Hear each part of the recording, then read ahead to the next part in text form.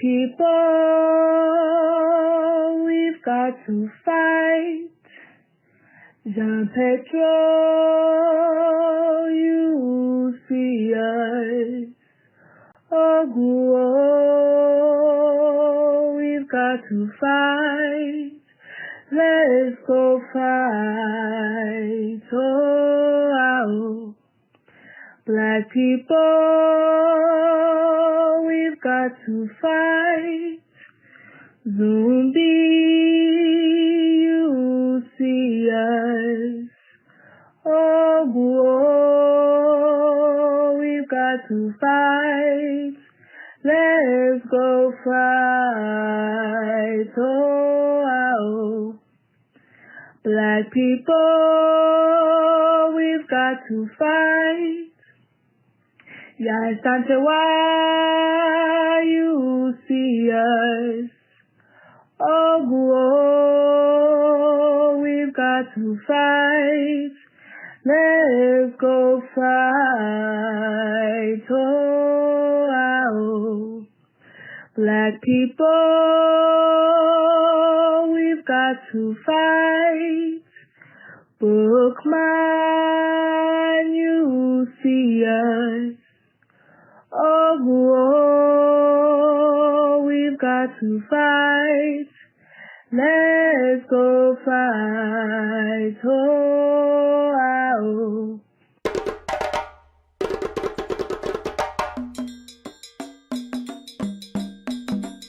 we have to have the courage to construct our own reality. And that's what Garvey was talking about.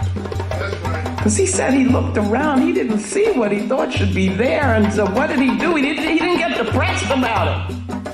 He didn't get defeated about it. He said, I'm gonna build the government that we need to have. Ooh, where do you get that kind of boldness from? So we gotta go all the way back to Garvey, who said he would come again. He said he would be here with us, no matter how long it took. And I'm telling you that the way he comes back is in our work. Not honoring him in words, pomp and all of that stuff, but honoring him through doing what he did. How many of us have the courage to do that? The man took on the world for us and in our name. And then we come to Sodai. And in this presentation of the paradigm, I'm going to make this like what it is we want to reach. So Sodai is translated clear word in Dogana language. And I use it to mean that here we gain understanding. This is sight with understanding. And it is seeing beyond what just we think we see with this physical thing. It's seeing beyond that. And so we gain vision, because that's what vision is. With vision, you've got to be able to use the imagination informed by the African spirit. And Brother Amos, who I work very closely with, was a good friend of mine. He taught me, and he would talk about imagination. Image a nation. Do you see? But that's got to be part of vision. To be a visionary, you got to see beyond this box here. You got to see beyond the ma'afa. You got to see what is it that our people rightfully should have, and that's what Garvey did. Garvey had a vision.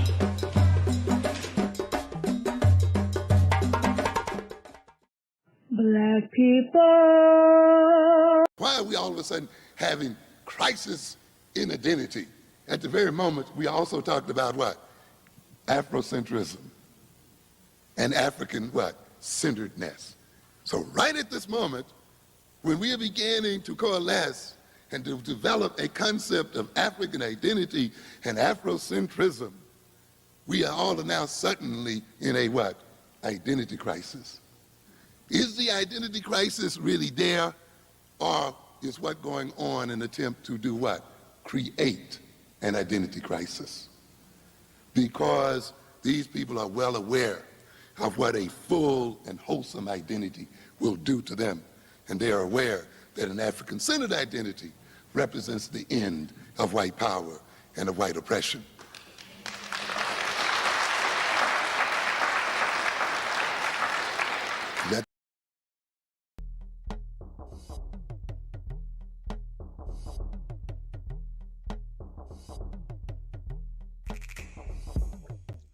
Tendai Mwadi, be thankful unto the mother, father, creative life force of the universe. Kudzai Kudzimamokuru, we give praises unto our great ancestors. Abibi Tumi, Abibi Fahodiye, African power and African liberation for all African people.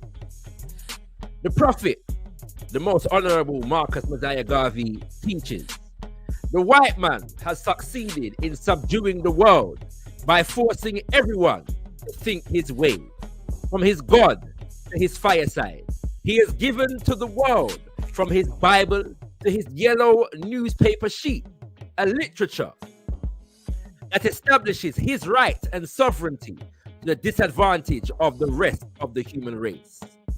I repeat, he has given to the world, from his Bible to his yellow newspaper sheet, a literature that establishes his right and sovereignty to the disadvantage of the rest of the human race.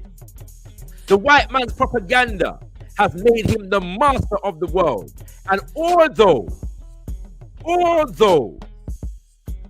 those who have come in contact with it and accepted it have become his slave.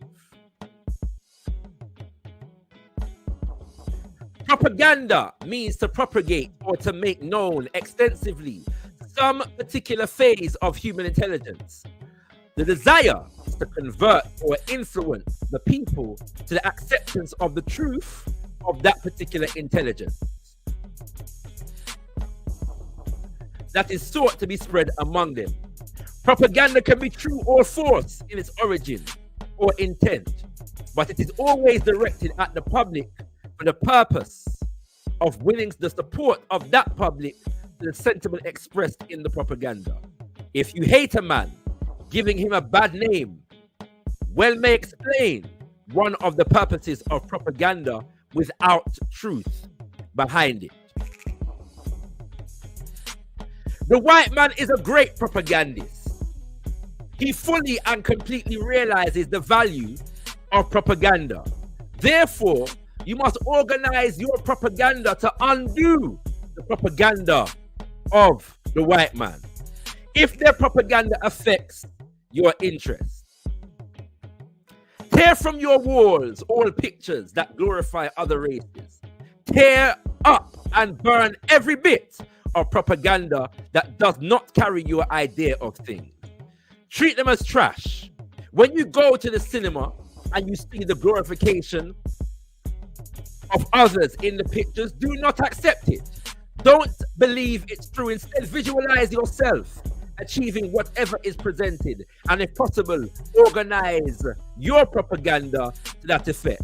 You should always match propaganda with propaganda. Have your own newspapers. Have your own newspapers. Have your own newspapers, your own artists, your own sculptors, your own pulpits, your own platform, your own platform, your own platforms. Print your own books and show your own motion pictures.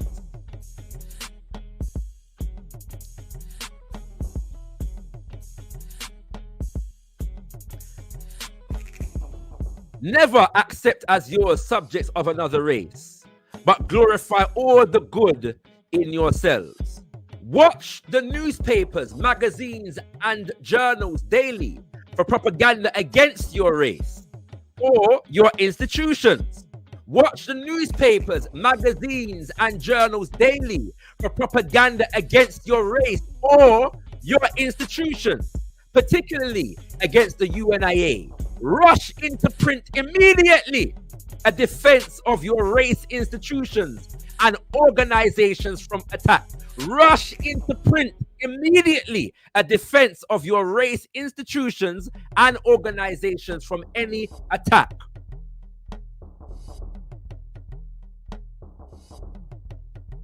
Never allow an insult propagated to go unanswered.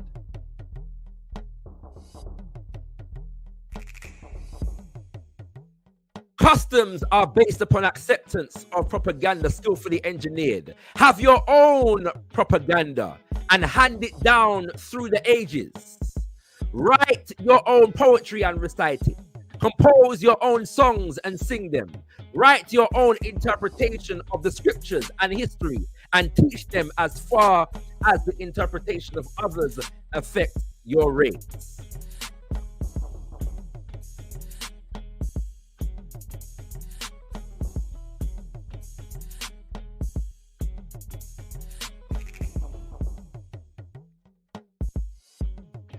I repeat, watch the newspapers, magazines, and journals daily for propaganda against your race or your institutions.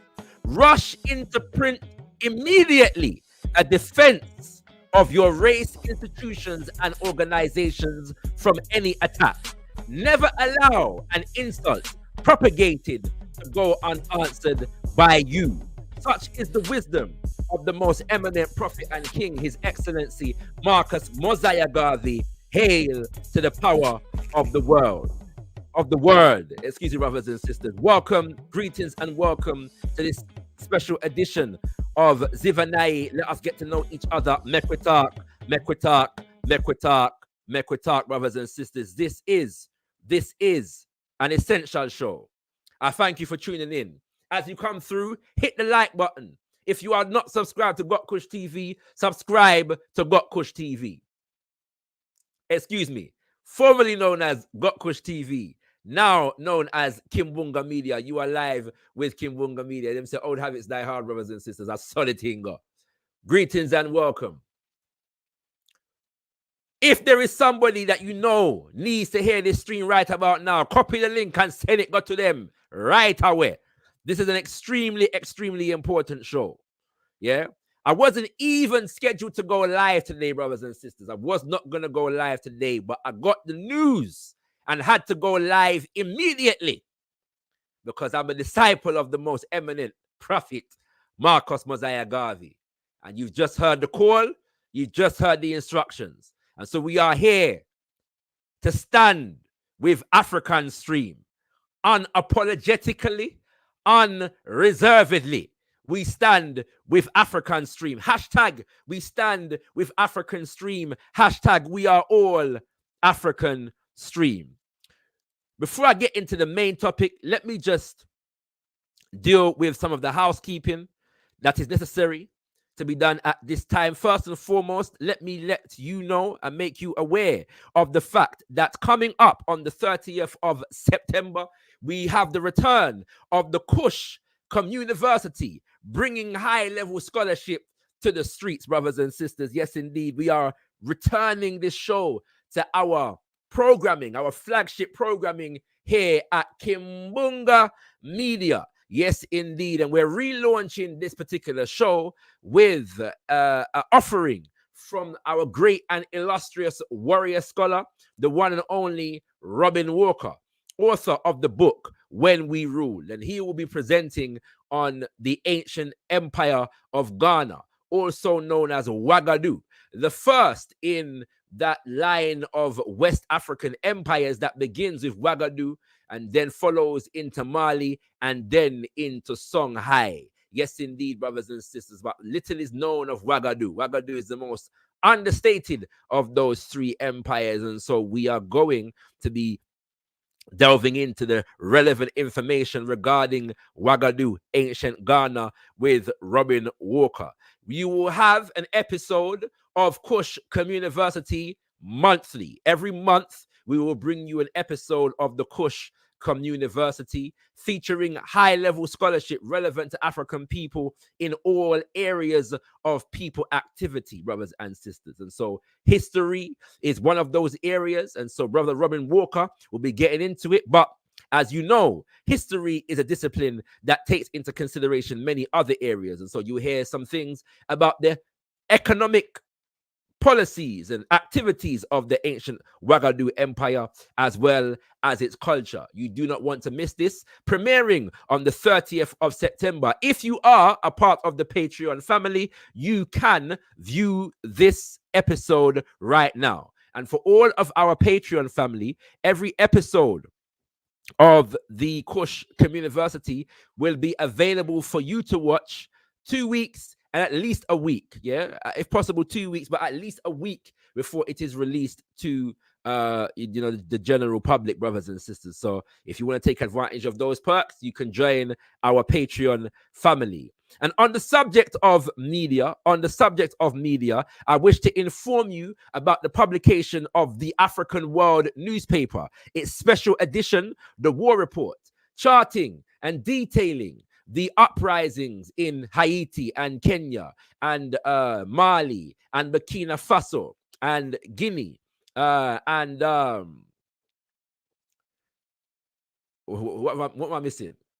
Senegal, yeah, and other places, brothers and sisters, in the African world. We are also providing historical context to all of the above and the extent to which these uprisings are or are not challenging the systems of neocolonialism that we have been subjected to for the last 70 plus years, brothers and sisters. And you can download this excellent publication. I'm getting some excellent feedback about this publication, yeah, and I'm gonna be asking some of you to send that feedback in, yeah, send that feedback in at some point, you know what I'm saying, because we want to document the feedback about the African World newspaper. I've had a hand in this newspaper, this edition's publication and production, and I've also got 2 articles in it, brothers and sisters. And so you can also see that it features contributions from Mama Marimba Ani, Sheyan Kuti, Ngugi Wationgo, Jafrik Haiti, and more. Yeah. And so you can download this absolutely free. The link is in the description. Download this absolutely free. The link is in the description, brothers and sisters. Yeah. Don't miss out on the African World newspaper. Special edition, The War Report. All right. Now, I also, finally, as far as announcements is concerned, I mentioned Mali a while ago. So let me just bring up something. There's an initiative, brothers and sisters, that we all want you to support as the Black Star Action Network International and the Universal Negro Improvement Association and African Communities League, RC 2020, and that is the Messiah Academy Leadership Initiative. Yes, indeed, is currently engaging in a fundraiser for the Messiah Academy Leadership Institute, Center for Technological Advancement. Yeah, Center for Technological Advancement, the Black Star Action Network International, in collaboration with the UNIA ACL RC 2020 and SBET, launching the Mali Center for Technological Advancement. Yeah, Mali is Messiah Academy Leadership Institute. Basani is proud to announce the establishment of the Messiah Academy Leadership Institute Center. This new hub will be the epicenter of our educational trainings, programs, and projects designed to enhance our impact and expand our reach within the community. The Mali Center will be a dynamic space hosting a range of initiatives aimed at uplifting and empowering our community. Here's what you can look forward to: an urban community garden, community issues forum, African-centered study group, STEAM classes, and STEAM stands for science, technology, engineering, art, and maths. Yeah.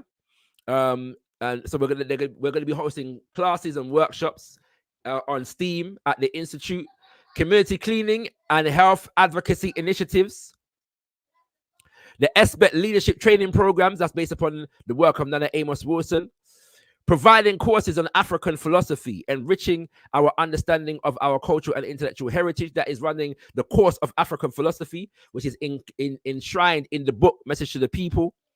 The Basani, organizational training. So we're training people to organize. And the SBET, health, wellness, and fitness training. Yeah.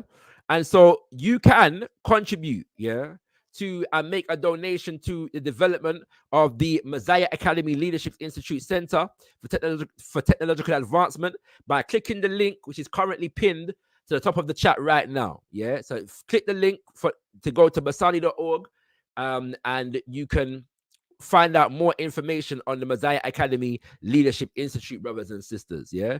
And for those who are not aware, the Messiah Academy Leadership Institute is based in Freetown, Sierra Leone, which is the headquarters of Basani, the Black Star Action Network International. Yeah. For which I am its media and public relations officer. Okay.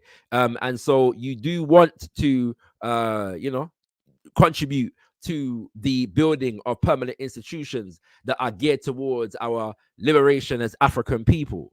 And so we encourage you to support the Messiah Academy Leadership Institute, and the link to do so is pinned to the top of the chat right now, brothers and sisters. Yeah.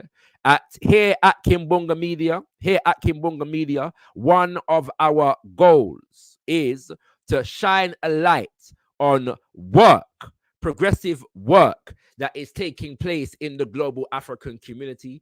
And so the Black Star Action Network International and the Messiah Academy Leadership Institute is on stream right now and developing.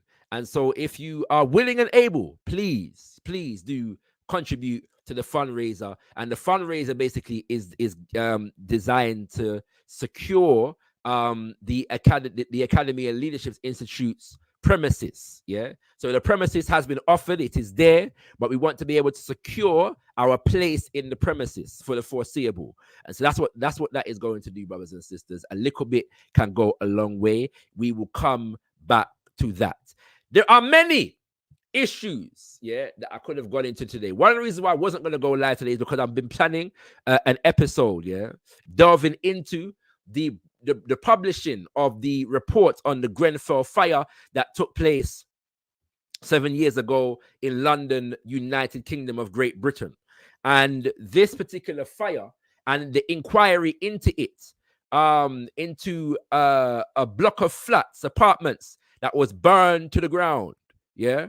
Burned to a shell, I should really say, to be more accurate, contains some damning information in relation to corruption in the British government and within corporations that operate within this country. It's a very, very serious issue that reveals a lot about the nature of the political economy that we exist in. And so I'm going to go into that on another day, but I wanted to make sure that I was fully read up and prepared. Yeah. And so I wasn't quite today. So I was going to postpone until another day. We can also talk about the fact that there is news suggesting that the Sahel states of Niger, Mali, and Burkina Faso are apparently preparing to issue a joint passport for the alliance of the Sahel states, brothers and sisters. This is a positive development.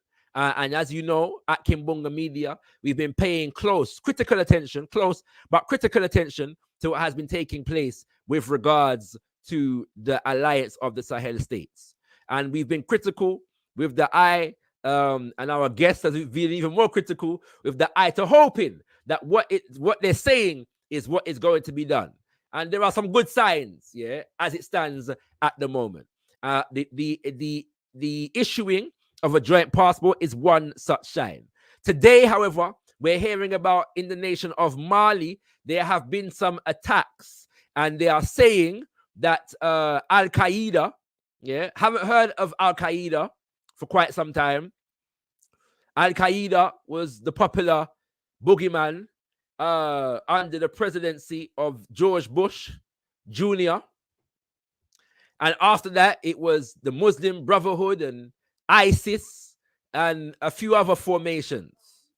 Haven't heard about Al Qaeda for a while, but suddenly there's an attack in Mali, and apparently Al Qaeda has taken responsibility for the attack.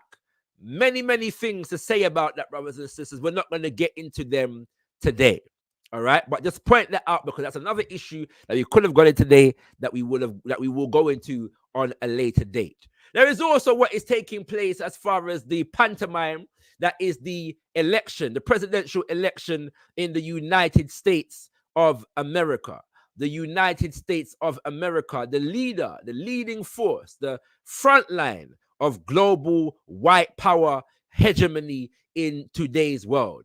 And we want to send our solidarity to our brothers and sisters who are migrants to the United States of America from Haiti right now, because the United States of America, its government and its media institutions have for over 100 years invested heavily in propaganda that is designed to demonize our brothers and sisters in and from Haiti. And there are migrants from Haiti in America today as a result of the Western, particularly at the hands of France and America, destruction of the Haiti political economy, who are now being demonized in the midst of a presidential election, nationally and internationally, under the lie that they are apparently thieving the pets, cat and dog of fellow fellow residents of in a city in Ohio. And I name them puss and dog, brothers and sisters. This lie has been put out by the presidential candidacy of Donald Trump. And unfortunately has been parroted.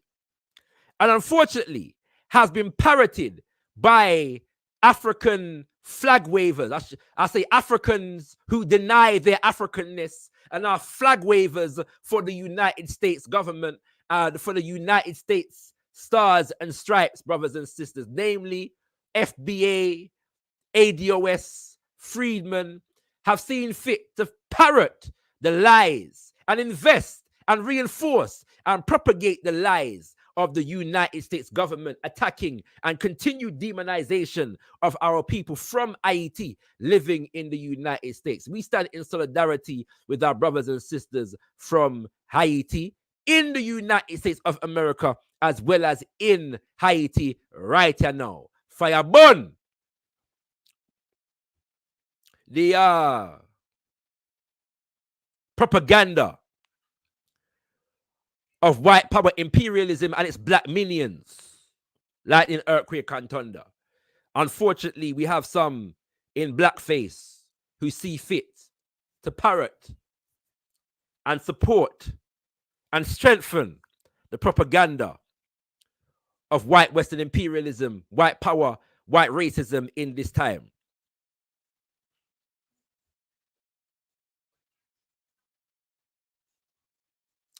But today, brothers and sisters, today, we heard the news that African Stream, a premier Pan-African, African-centered media institution in today's environment, has been deplatformed from YouTube. And not only deplatformed from YouTube, but deplatformed from YouTube, Facebook, and Instagram. And if you know, then you know that the last two are owned by the same corporation, which is popularly known as Meta. Yes, indeed, brothers and sisters. And so, as an African media institution, it is our responsibility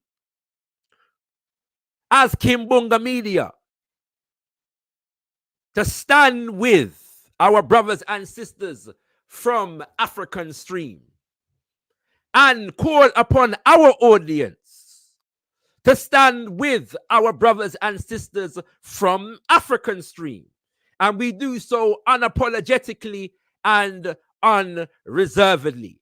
Brothers and sisters, we have been speaking about the fact that African Stream has been targeted by the American establishment and institutions therein from at least the month of, let me just get this month correct, June, a few months ago, where an article was put out by NBC News implicating African Stream in spreading misinformation to the Black community in the United States of America. Be aware of the fact that African Stream, founded by our brother Ahmed Kabelo, a brother from Sudan who resides in Kenya, and African Stream is based in Kenya,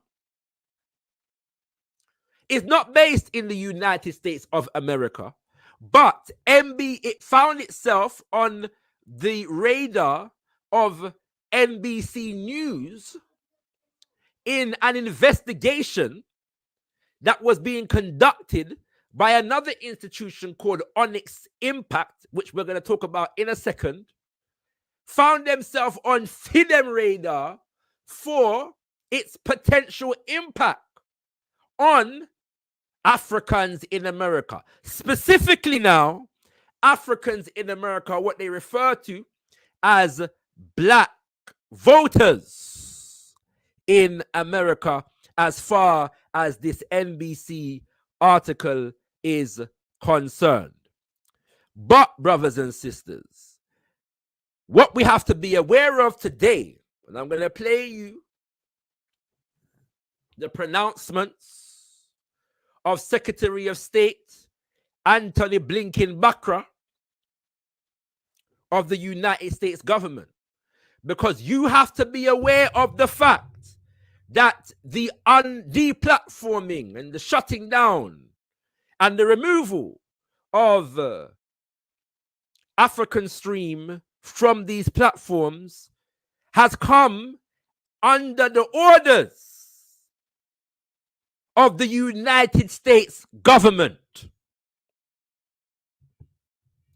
Many of you, brothers and sisters who are in America right now, are wondering, who you gonna vote for? Trump or Kamala?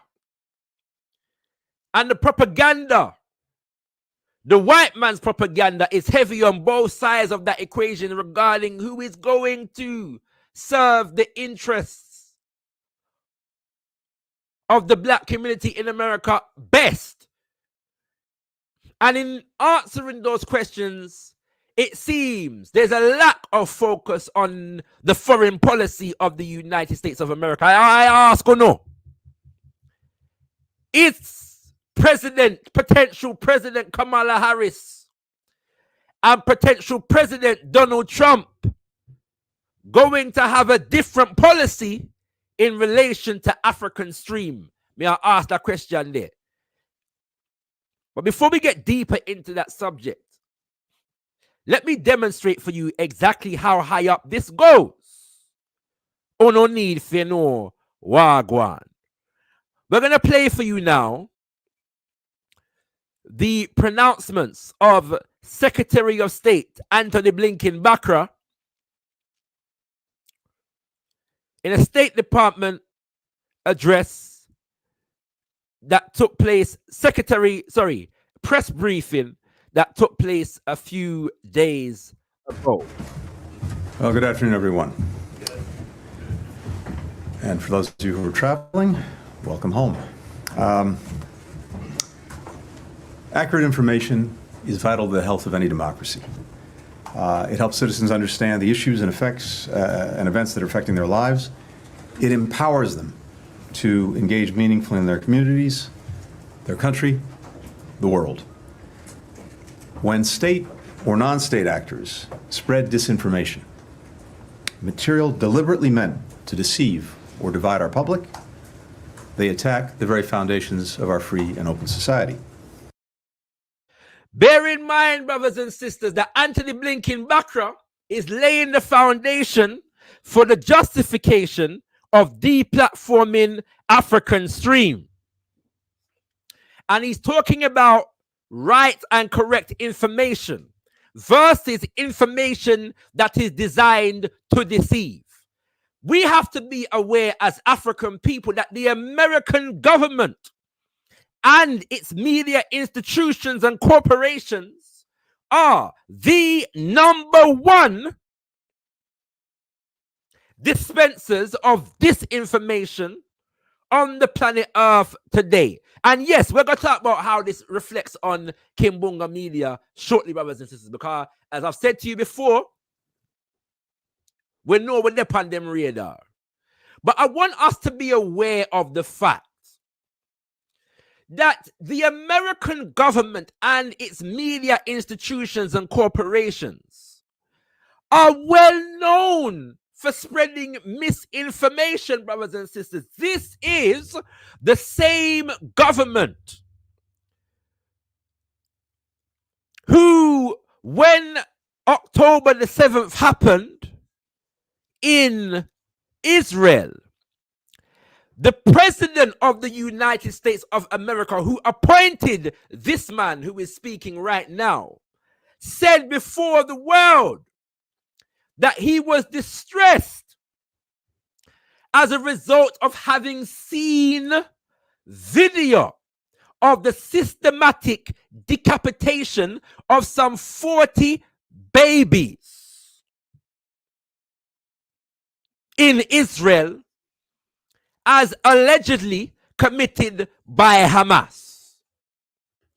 The president of the United States said this.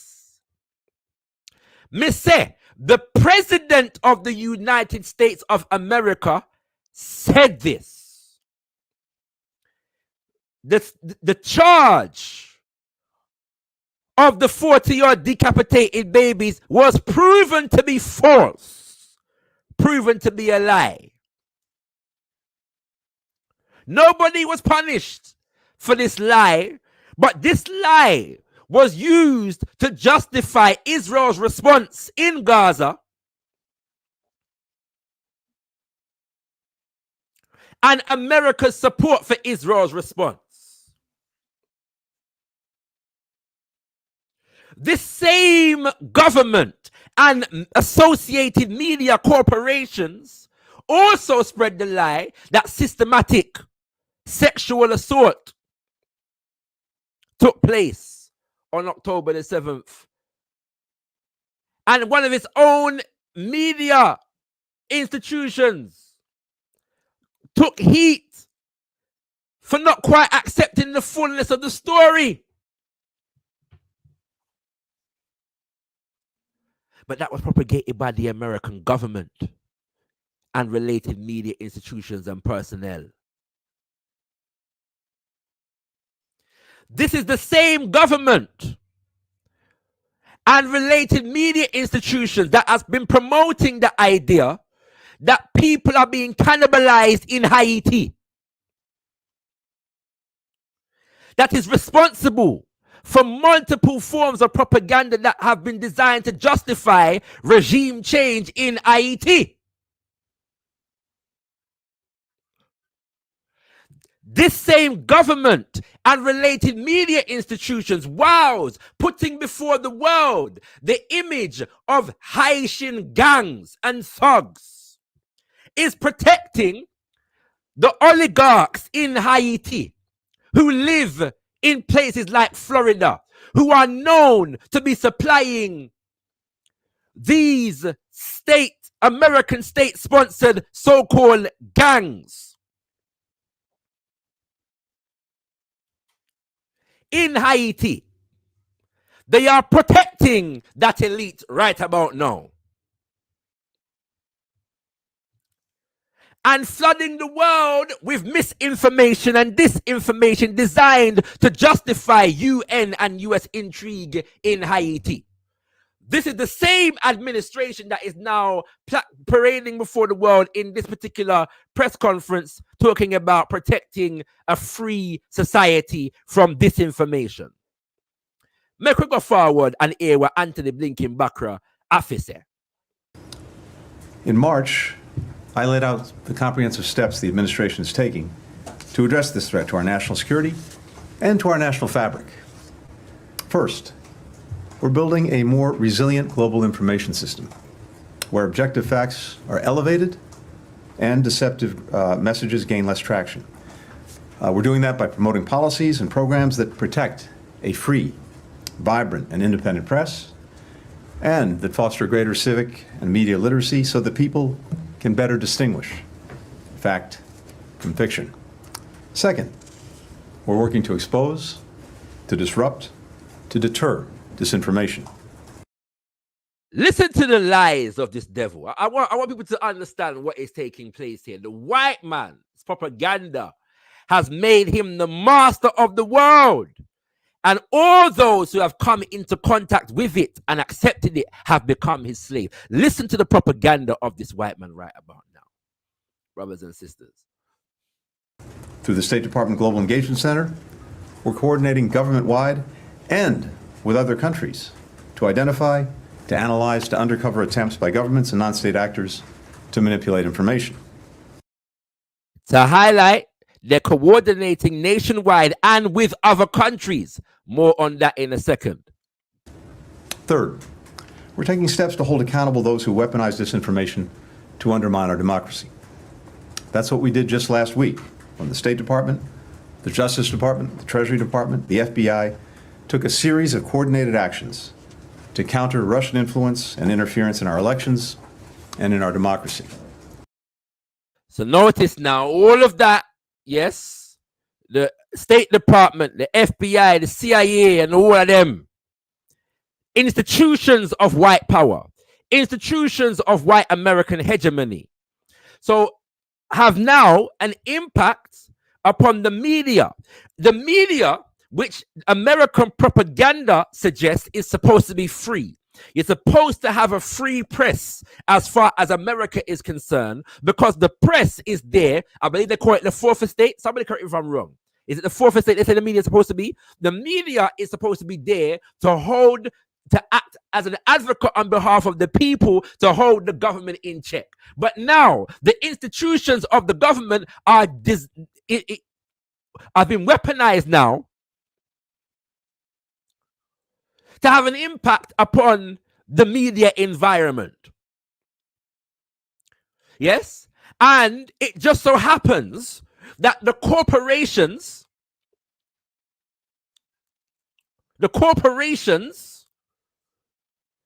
in America are in cahoots with the American governmental and intelligence institutions in this, because I'm done telling you already that a lot of this began, as far as public facing is concerned, with an article that was published by NBC News, which is, to all intents and purposes, correct me if I'm wrong, a private corporation.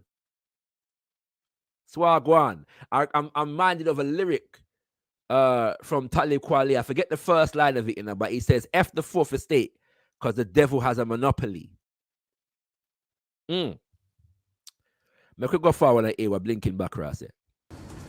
In addition to imposing sanctions, visa restrictions, and other measures, the State Department also designated the Russian state-funded and directed media company, Rossiya Segodnya, and 5 of its subsidiaries, including RT, under the Foreign Missions Act. As a result, RT is Russia Today, yeah? Russia Today has been banned in basically the Western world. Well, I say the Western world. Definitely Britain and definitely America. I'm not sure about France, like Portugal and Belgium and then place there. I'm not sure about that. But a few years ago, they banned Russia Today because of its media output. That was basically antithetical to Western interest. Yeah, doesn't mean that they were saying anything necessarily wrong or a lie or anything like that. It just means that their media wasn't aligned with Western interests, and so they banned it. Yeah, this is the free press environment that they say they want to defend. But they're banning RT. But listen to this now, yeah, because he's about to employ a trick. History is best qualified to reward or research. He's about to engage in a trick that is an old trick on the part of Western governments, particularly that of the United States of America. These actors are now required to notify the State Department of all personnel working in the United States, as well as their property. We took these steps based on our conclusion that Rossiya Segodnya and these 5 subsidiaries are no longer merely fire hoses of Russian government propaganda and disinformation. They are engaged in covert influence activities aimed at undermining American elections and democracies, functioning like a de facto arm of Russia's intelligence apparatus. Today, we're announcing that these Kremlin-backed media outlets are not only playing this covert influence role to undermine democracy in the United States, but also to meddle in the sovereign affairs of countries around the world.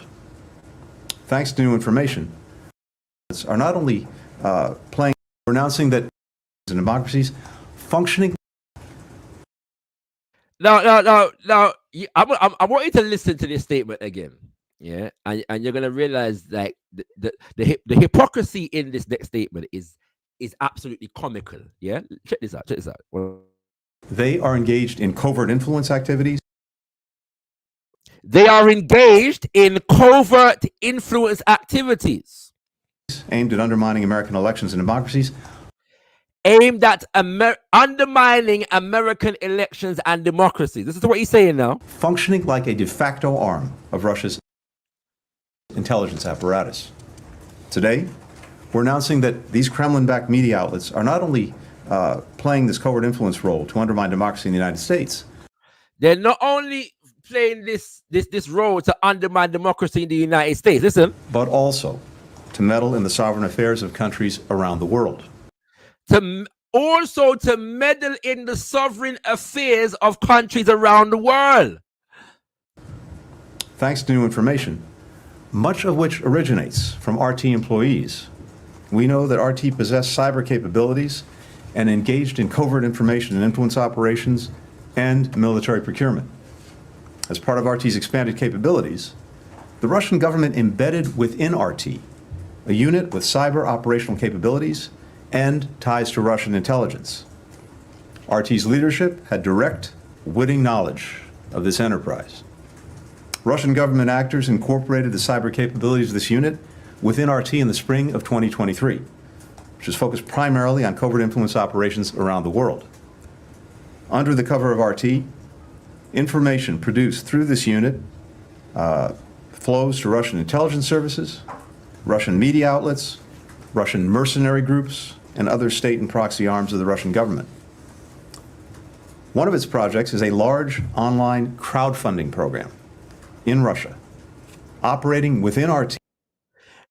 Now ask yourself, brothers and sisters, if you replaced every time he said Russia and use Russian examples and you replace it with America and American examples, ask yourself, would everything that he just said about Russia apply to America and its corporations and institutions? Does America and the American government seep into its corporations and other media institutions for the sake of propagating and dispensing information favorable to the United States of America? Does America engage, or is America above such subversive activity? Ask yourself that question, brothers and sisters. And through social media channels to provide support and military equipment, supplies, weaponry to Russian military units in Ukraine. This includes sniper rifles, suppressors, body armor, night vision equipment, drones. This is the same government that since October the 7th has funded Israel to the tune of tens of billions of emergency arms aid alone.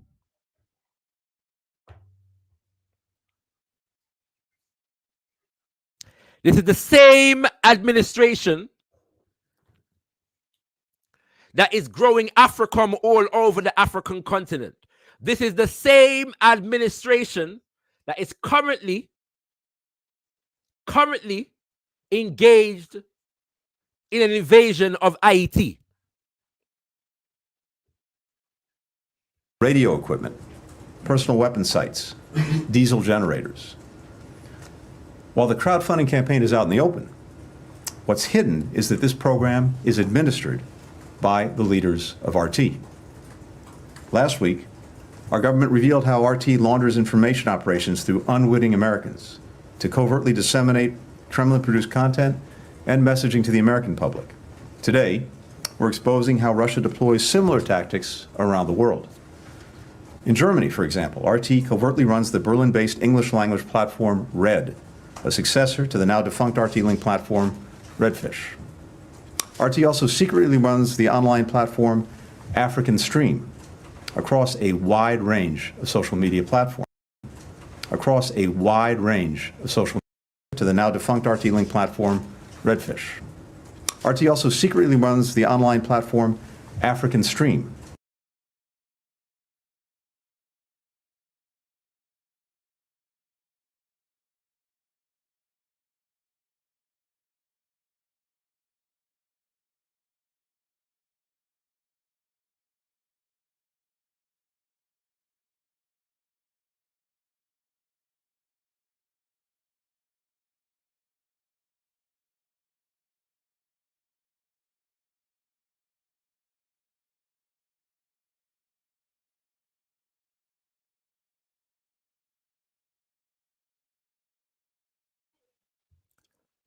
Sorry, Roses, I was muted. Give thanks for quality control and check in. So now you've got the justification for the removal of Afrikan Stream. They are accusing Afrikan Stream of being stool pigeons and puppets for Russia today. And because of the supposed subversive activity, as far as America is concerned, of RT, they have justification for deplatforming Afrikan Stream. History is best qualified to reward all research, brothers and sisters. This is an old Western, particularly American propaganda tactic. That whenever Africans develop any institution or organization in our own interest, since the Russian Revolution of 1917, almost every single one, if not every single one, of our institutions has been accused of being an agent, a satellite, and or funded by Russia. Everybody from Marcus Mosiah Garvey and the UNIA ACL to Martin Luther King and the civil rights movement, to every revolutionary independence leader on the African continent and in the Caribbean, every strike action, every minimal protest for better working conditions, every single formation and organization among African people has been attributed to some puppeteering by Russia for the last 100 years.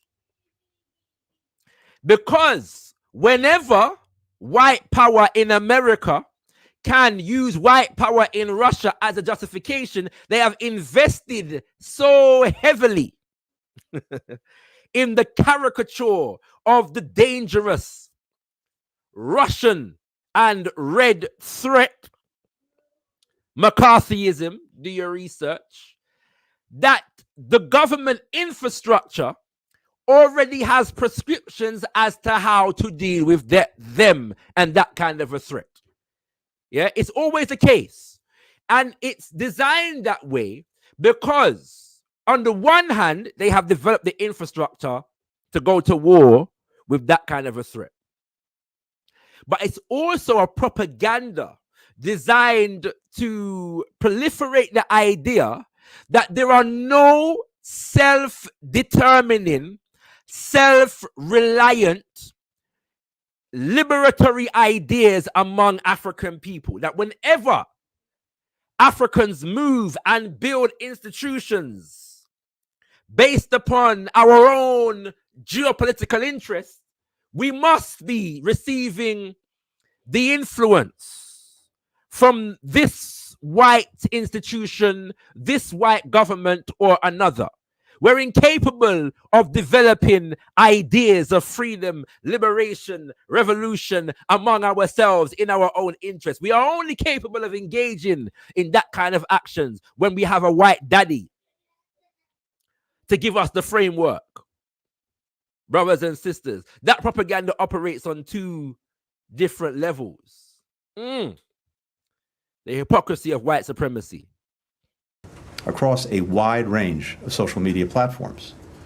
Now, according to the outlet's website, African Stream is, and I quote, a pan-African digital media organization based exclusively on social media platforms, focusing on giving a voice to all Africans both at home and abroad. In reality, the only voice it gives is to Kremlin propagandists.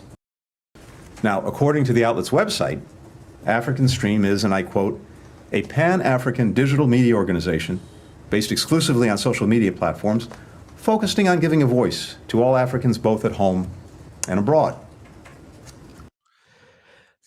That's what African Stream says it is. Yeah?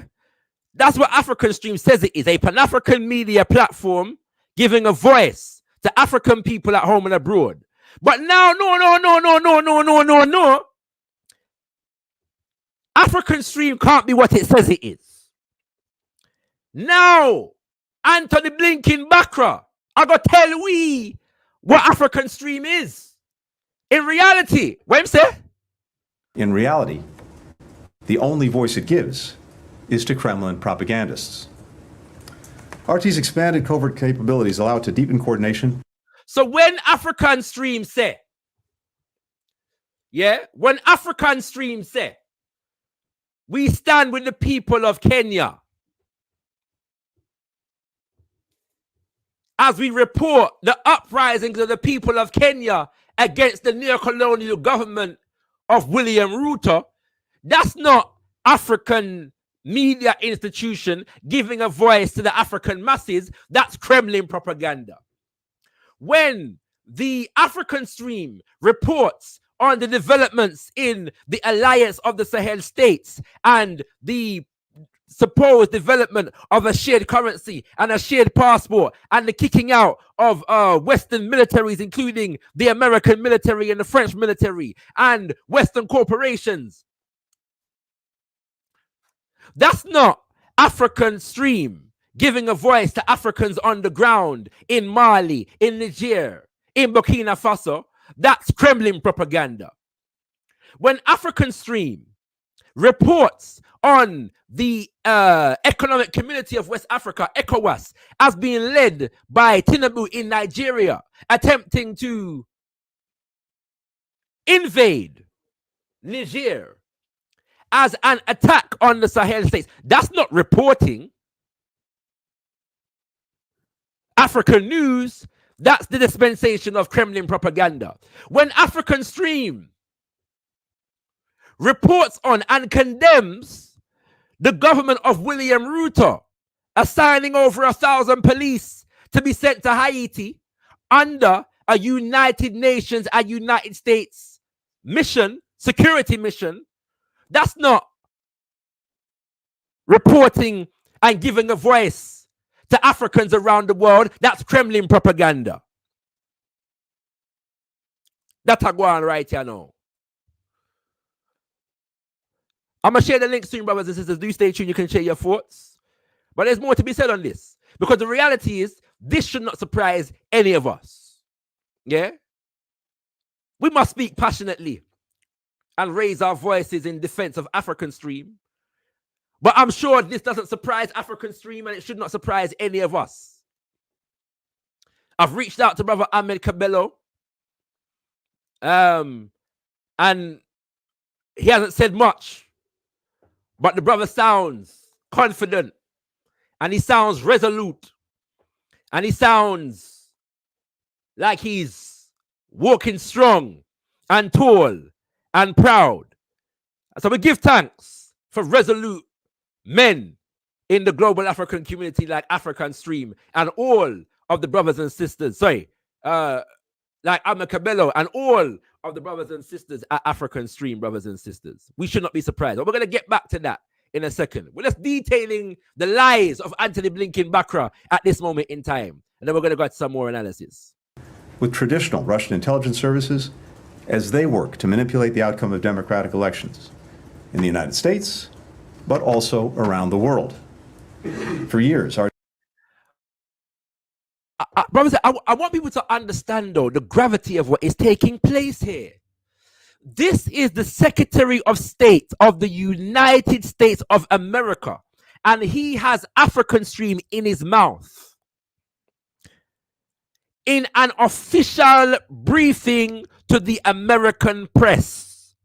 I want you to understand the gravity of what going on right here now.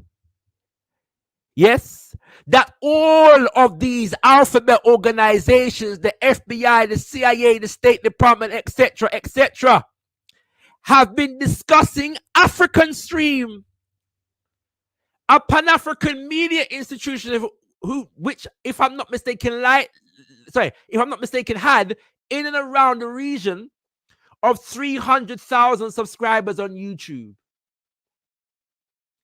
And I'm not sure of the numbers on Instagram and Facebook. Afrikan Stream is still on Twitter. Afrikan Stream is still on TikTok. And we're going to share those links shortly. But I want people to understand this is the Secretary of State of the United States of America.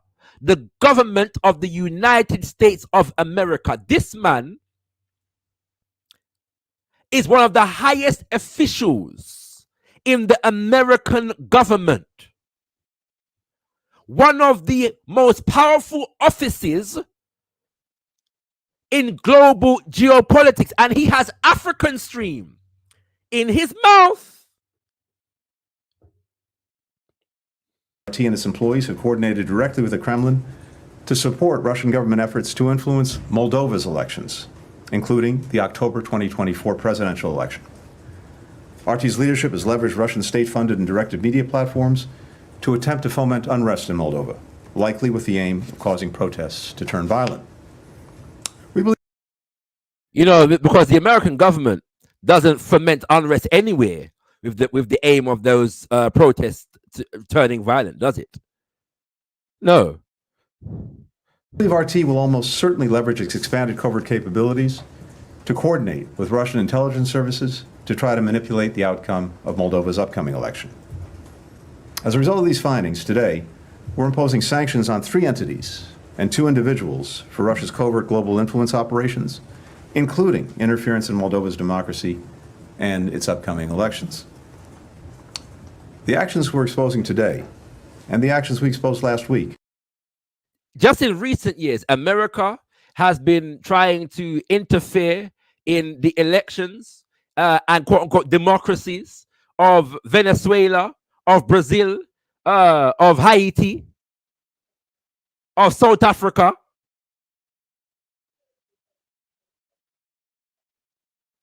of Ethiopia, Egypt, Somalia, Sudan, South Sudan.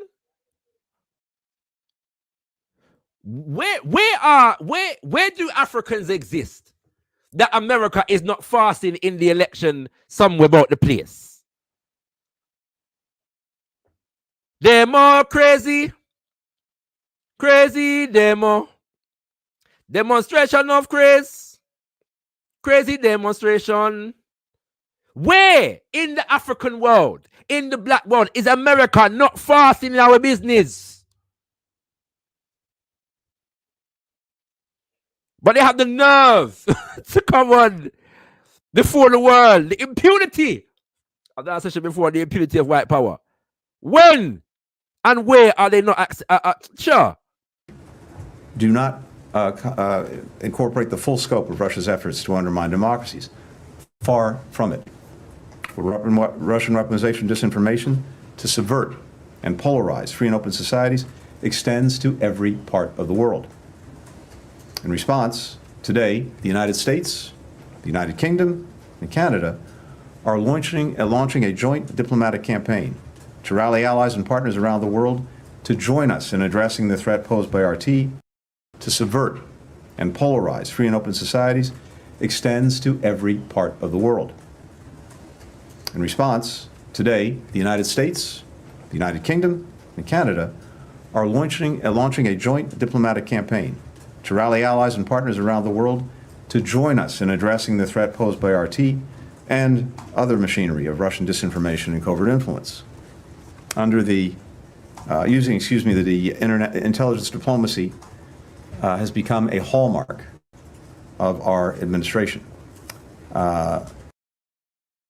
Brothers and sisters, I'm gonna stop that video right there. So yeah, but you heard what he said. This is an operation that has been engaged in by the United States, Britain, and Canada.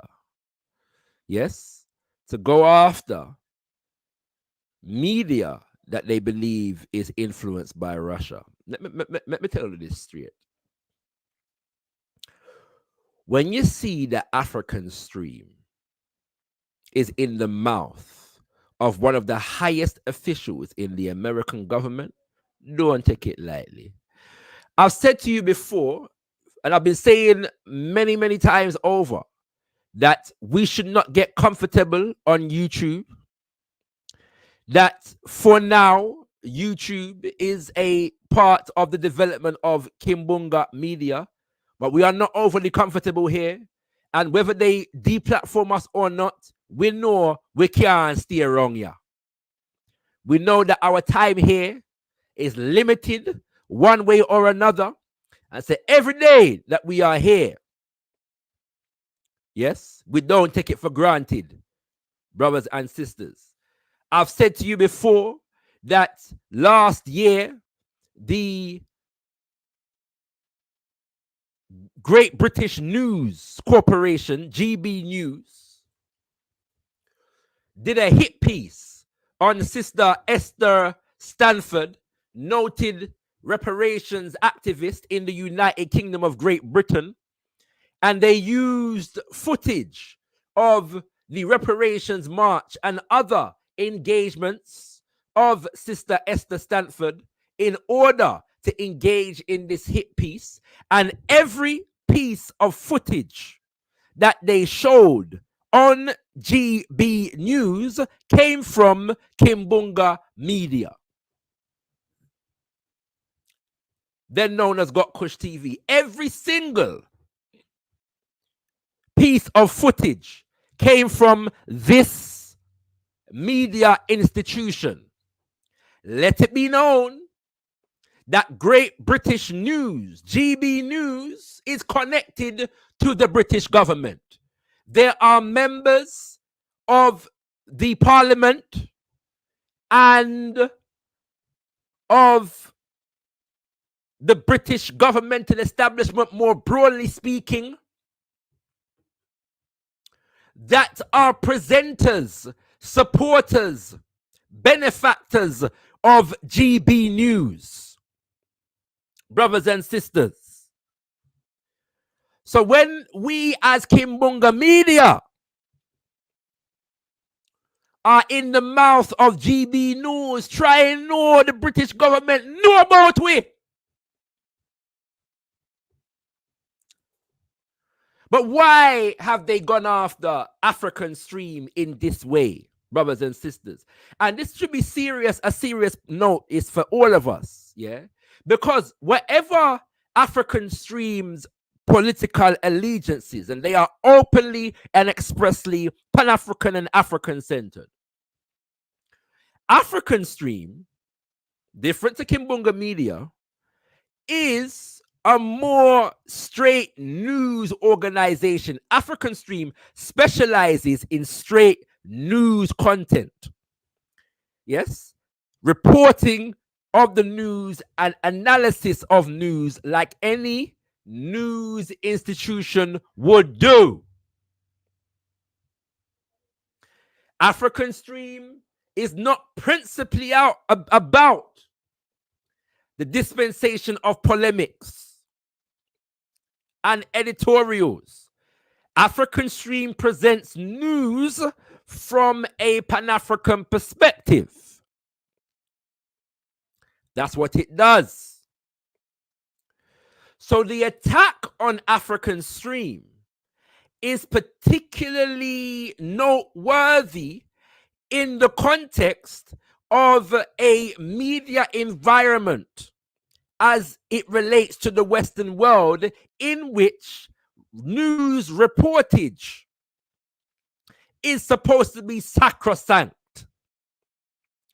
And for a government institution to infringe on the reporting of news is supposed to be an example of tyranny, especially in the American example. Again, the media is supposed to be the fourth estate, and the media is supposed to protect the people against the tyranny of government. So when they are prepared to move against African Stream in this way, we have to understand that none of us are safe. We are all African Stream. Hashtag we are all African Stream. But it would be true to say that of all of us, yeah, Kimbunga media not safe. Black Power News, Black Power media not safe. Black Liberation media not safe. Dr. Mumbi not safe. The African News Channel not safe.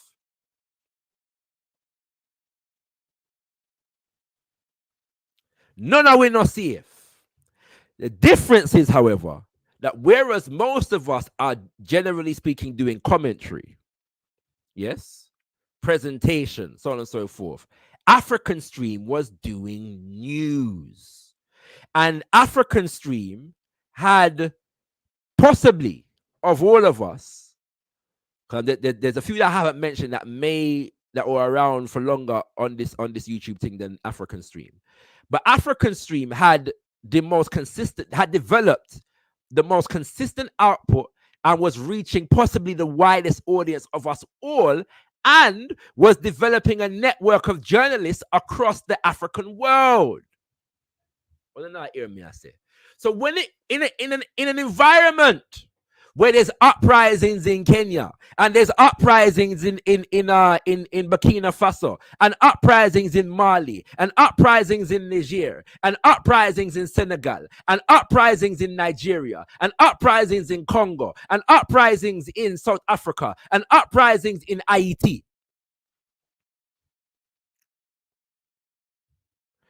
African Stream was developing the infrastructure to be best placed to be a dispenser of information on all of those situations from a Pan-African perspective. And I'm saying that as Kimbunga Media. If you've been listening, and long-time listeners bear me witness, I have said multiple times on this platform, all of you must subscribe to African Stream.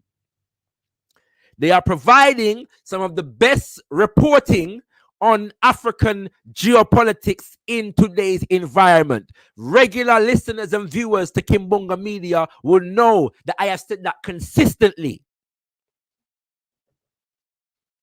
Consistently, brothers and sisters.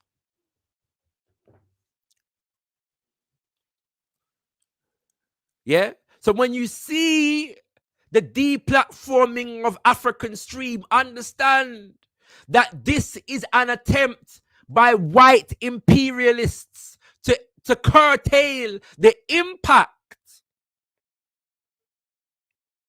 of Pan-African media institutions, so that our people around the world will not be sufficiently informed from our own perspective by our own media institution. This is not just an attack on African Stream and Ahmed Kabelo.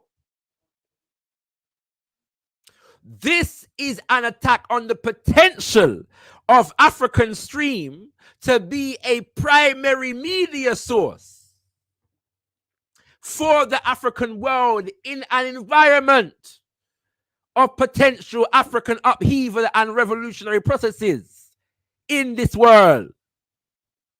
That's a go on.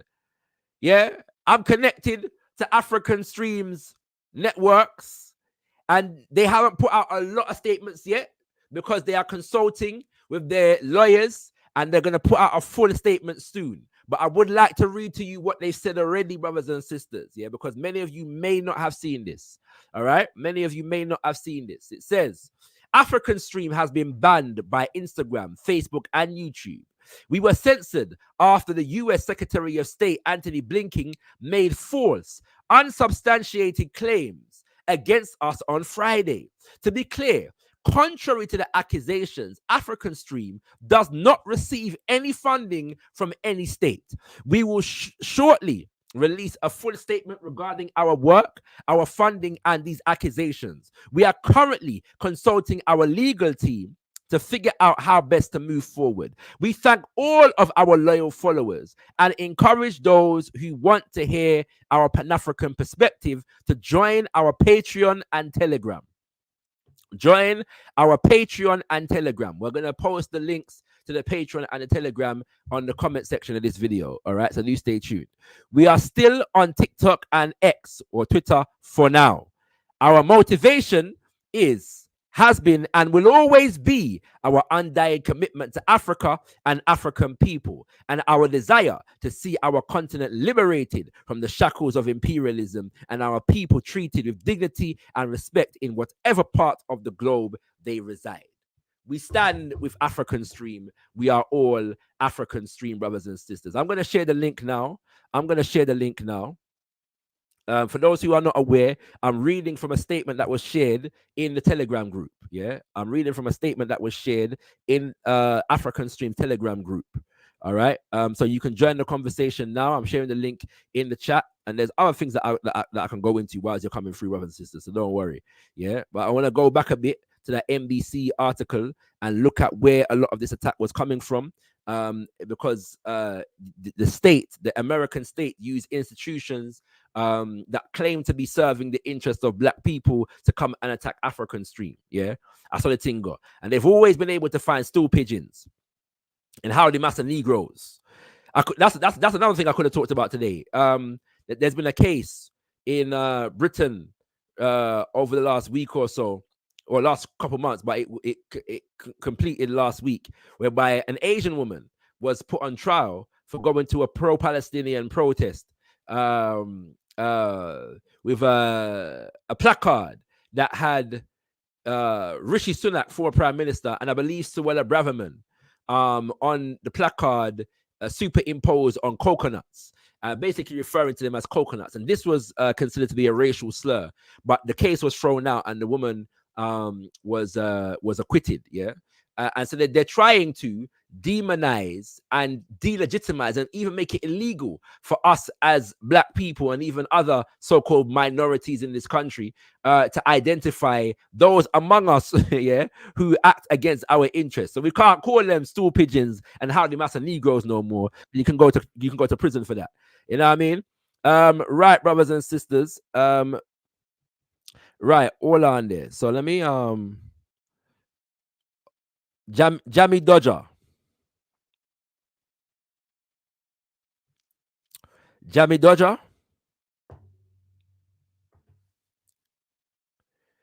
Jammy Dodger has come live, hasn't put their camera on.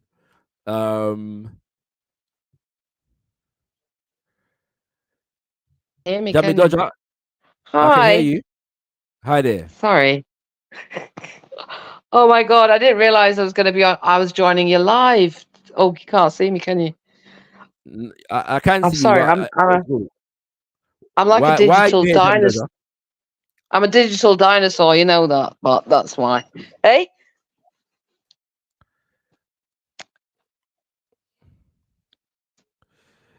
All right, that's enough of Jammy Dodger. Anybody who wants to come live, click the link. Please click the link, yeah, and you can come and join the conversation. Yeah, we don't have time for foolishness around here, so we're not entertaining it. We are here to defend African Stream, and so no foolishness shall be tolerated tonight, brothers and sisters. Yeah, you know what I'm saying? All right, so we're upon the war part. Be aware, brothers and sisters, this is propaganda warfare. Yeah, be under no illusions. This is propaganda warfare, and if they can deplatform, yeah, hypocritically in terms of their own standards, yeah, right, a platform like African Stream, all right, understand that we are in the midst of war right now. Yeah. So the link is in the chat. The link is in the chat. The link is in the chat. You know, don't worry about that, brothers and sisters. The agents are everywhere, and we know that the you know, the agents follow us long time anyway. You know what I'm saying? That's the thing go. All right. Trinidad is in the building. Yes, King. How you doing? I'm well. I was actually hoping some other folks, but before I start off, peace and Pan-African power to everybody under the sound of my voice. I'm glad that we Peace, gathered peace. here today for the stream. I'm glad I was able to make it because I had to rush from work to come back. I was actually hoping some other folks would have come on before I came on, because you know me, I want to talk about AES. I want to talk about the fact that these brothers are doing the damn thing right now. So Yeah. maybe I'll fall back for a little bit until we finish.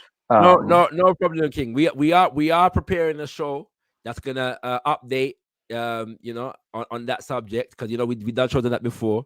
And so yeah, we are preparing a show for that, but you can feel free to raise it shortly. Yeah. I'm gonna go through some things whilst you're here though. So feel free to stay where you are. And we are going to you can go camera if you want. That's no problem. But I just want to profile some of the backstory to this thing. All right.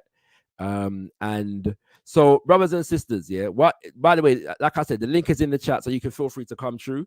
But I'm going to continue sharing some analysis of this thing as we go forward. Yeah, this is a very, very serious issue. Okay. And so I've been mentioning this piece right here, which I've mentioned before. By the way, brothers and sisters, let me let you know, brother Ahmed Cabello, who is the founder of Afrikan Stream, will be coming through Kimbunga Media on the 1st of October. On the 1st of October, for the sake of going into what is taking place in Sudan. When he comes through, he may not speak extensively on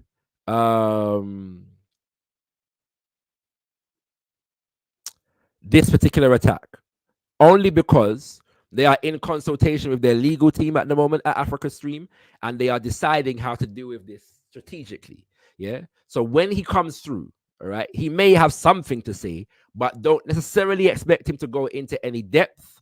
Yeah, because they are strategically coordinated at the moment. I'm made to understand that they will be continue to post wherever they can continue to post, but they will not be doing any live streaming or anything like that for the foreseeable. Yeah, while they work out how to best navigate and negotiate this hostile environment that has been created around Pan-African media, brothers and sisters. Okay, so do stay tuned. Wherever is happening, we will be reporting it on Kimbunga Media for as long as we can, as we stand with Afrikan Stream. But as I said to you before, we don't get too comfortable on YouTube. Yeah, we understand that this is propaganda warfare. Yeah, we're not begging a friend. All right. And we also understand that the journey of African self-reliant institution building means that we have to be about the business of creating our own platforms in all areas. Yeah. So we understand this current stage of development. We understand that. Yeah. We're not apologizing for that. But we also understand where the thing needs to go. All right. So let's get into this this story a little more. Yeah. Was I come true? Wrong thing. The wrong thing I pressed. All right. So piece reads. Influencers and popular podcasts fuel election disinformation among Black voters, report shows. The analysis identified core areas that it says represent the most significant drivers of spreading false and misleading narratives for millions of Black Americans. So this was written by a man called Marquise Francis, who's a black man, yeah, and who did this interview right here, but I'm not going to play the interview. I'm just going to read from the article. He wrote this article, all right? At least 40 million Americans, now bear that number in mind, at least 40 million Americans may be regularly targeted and fed disinformation within black online spaces by a host of sources across social media, fueling false information around the election, according to a new report published on Tuesday. Touted as the first deep dive into understanding disinformation targeting Black America, the report published by Onyx Impact, yeah, remember that name, Onyx Impact. We're going to look at Onyx Impact in a second. A non-profit organization working to combat disinformation within the Black community identified half a dozen core online networks reaching or targeting Black Americans online with false and misleading narratives.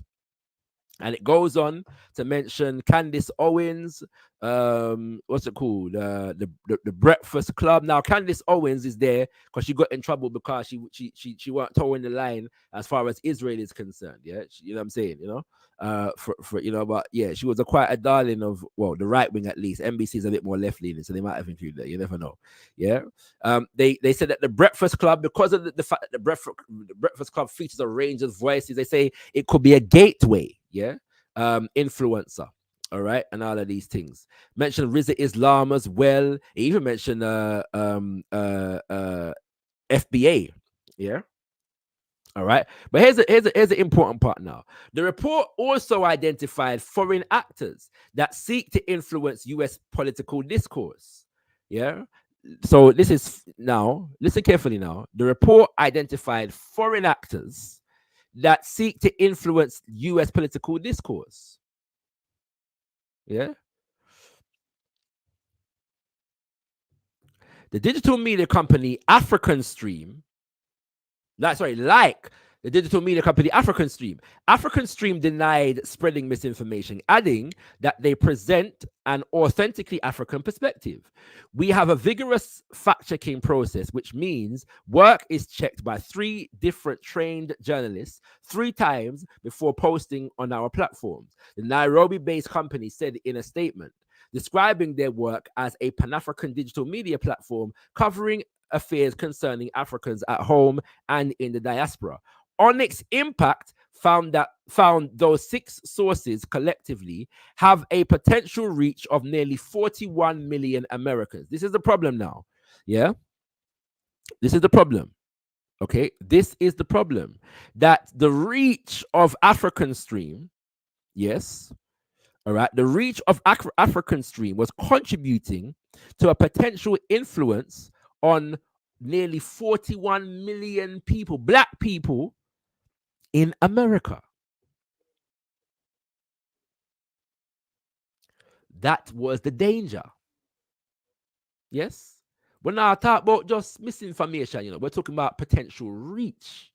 And because of the fact that much of African Stream's media news reporting exposed Western imperialism, this is obviously against Western interests. Now let's look at, because African Stream actually responded, yeah, to that particular piece of propaganda. So let's look at what African Stream had to say. We're going to read this statement in full because we are going to represent the voice of African Stream right here, so today. An African Stream response to NBC. News reporter Marquise Francis wrote, so you can see the more, to African Stream, asking us to comment on allegations we're spreading misinformation. Now, you'll notice here that Anthony Blinken made a statement about African Stream. There is nothing in the statement or elsewhere related to the statement that details what substantiates African Stream as a Russian asset or an asset of RT.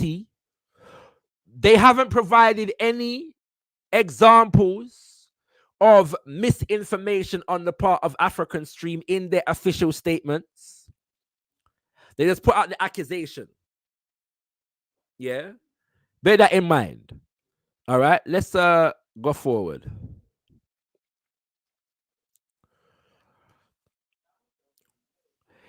He didn't cite any examples, but we gave him the courtesy of a response regardless. Swipe through to see his 2 emails and our response. Yeah. So they showed their whole exchange. Yeah. NBC News reporter wrote, right. Please read below. Yeah. So emails from Marquise Francis. First email.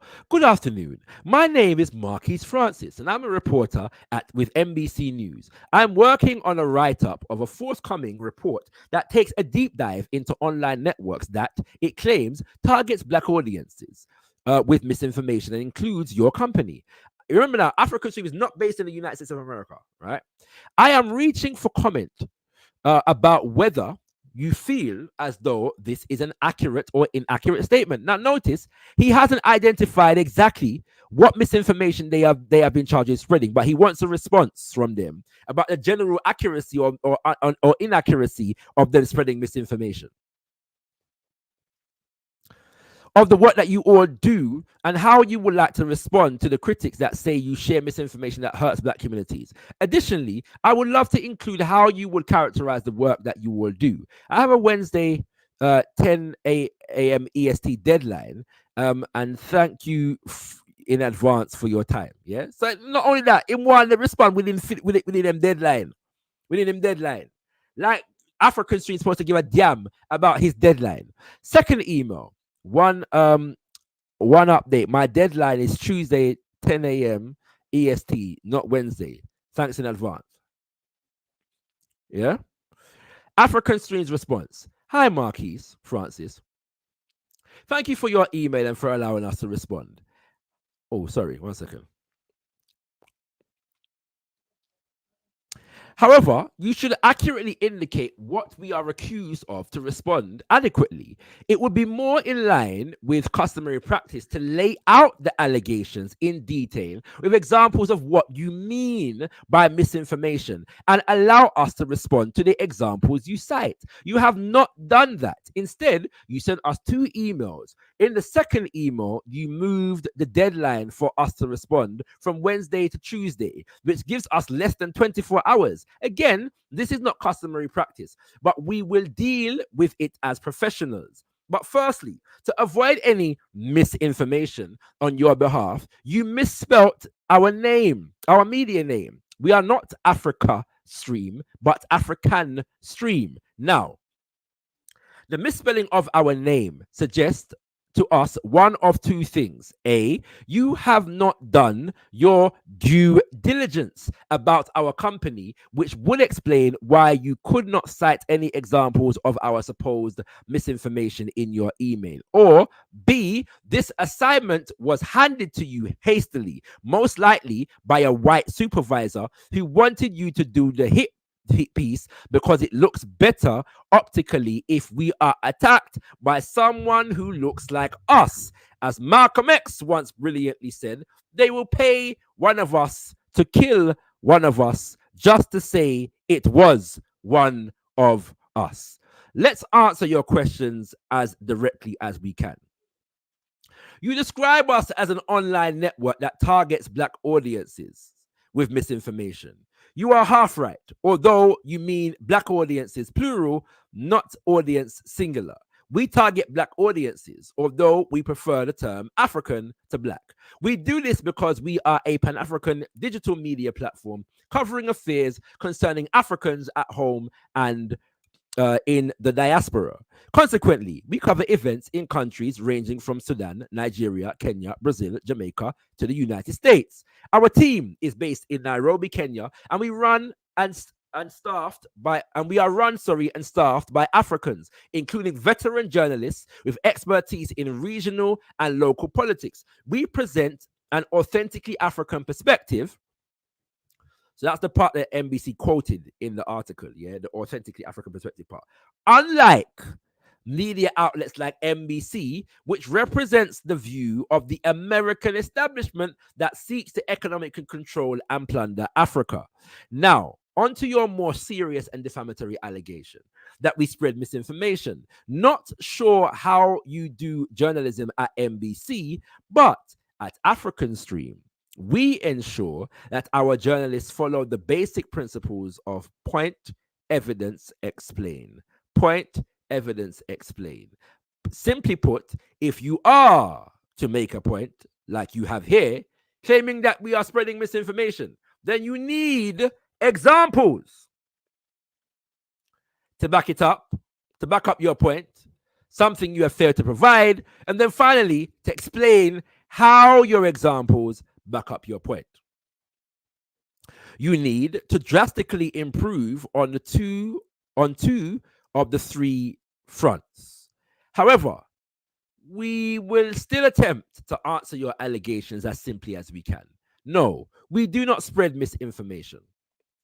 We have a vigorous fact-checking process, which means work is checked by 3 different trained journalists 3 times before posting on our platforms. Of course, like all news media, we occasionally make mistakes, but we issue a retraction when that happens, which is general practice. However, this has happened only a few times because of our thorough verification process. Again, if you have found any information that we have posted that is not factual, please let us know. And if we agree with your findings, we will issue a retraction of the post and take it down. So they've offered him, the opportunity on more than one occasion in the statement to provide the evidence. No. Now, we are transparent about our political perspective. Are you open with your audience at MBC about your political leanings and who and what you represent? We must admit we don't follow your site closely, but what does filter through to us comes across as propaganda for Joe Biden's Democratic Party in the US and the US military-industrial complex, which is the opposite of what the media is supposed to do: hold truth to power. We are based in Kenya and have been covering all of the protests against William Ruto's government following the imposition of the IMF-backed 2024 finance bill.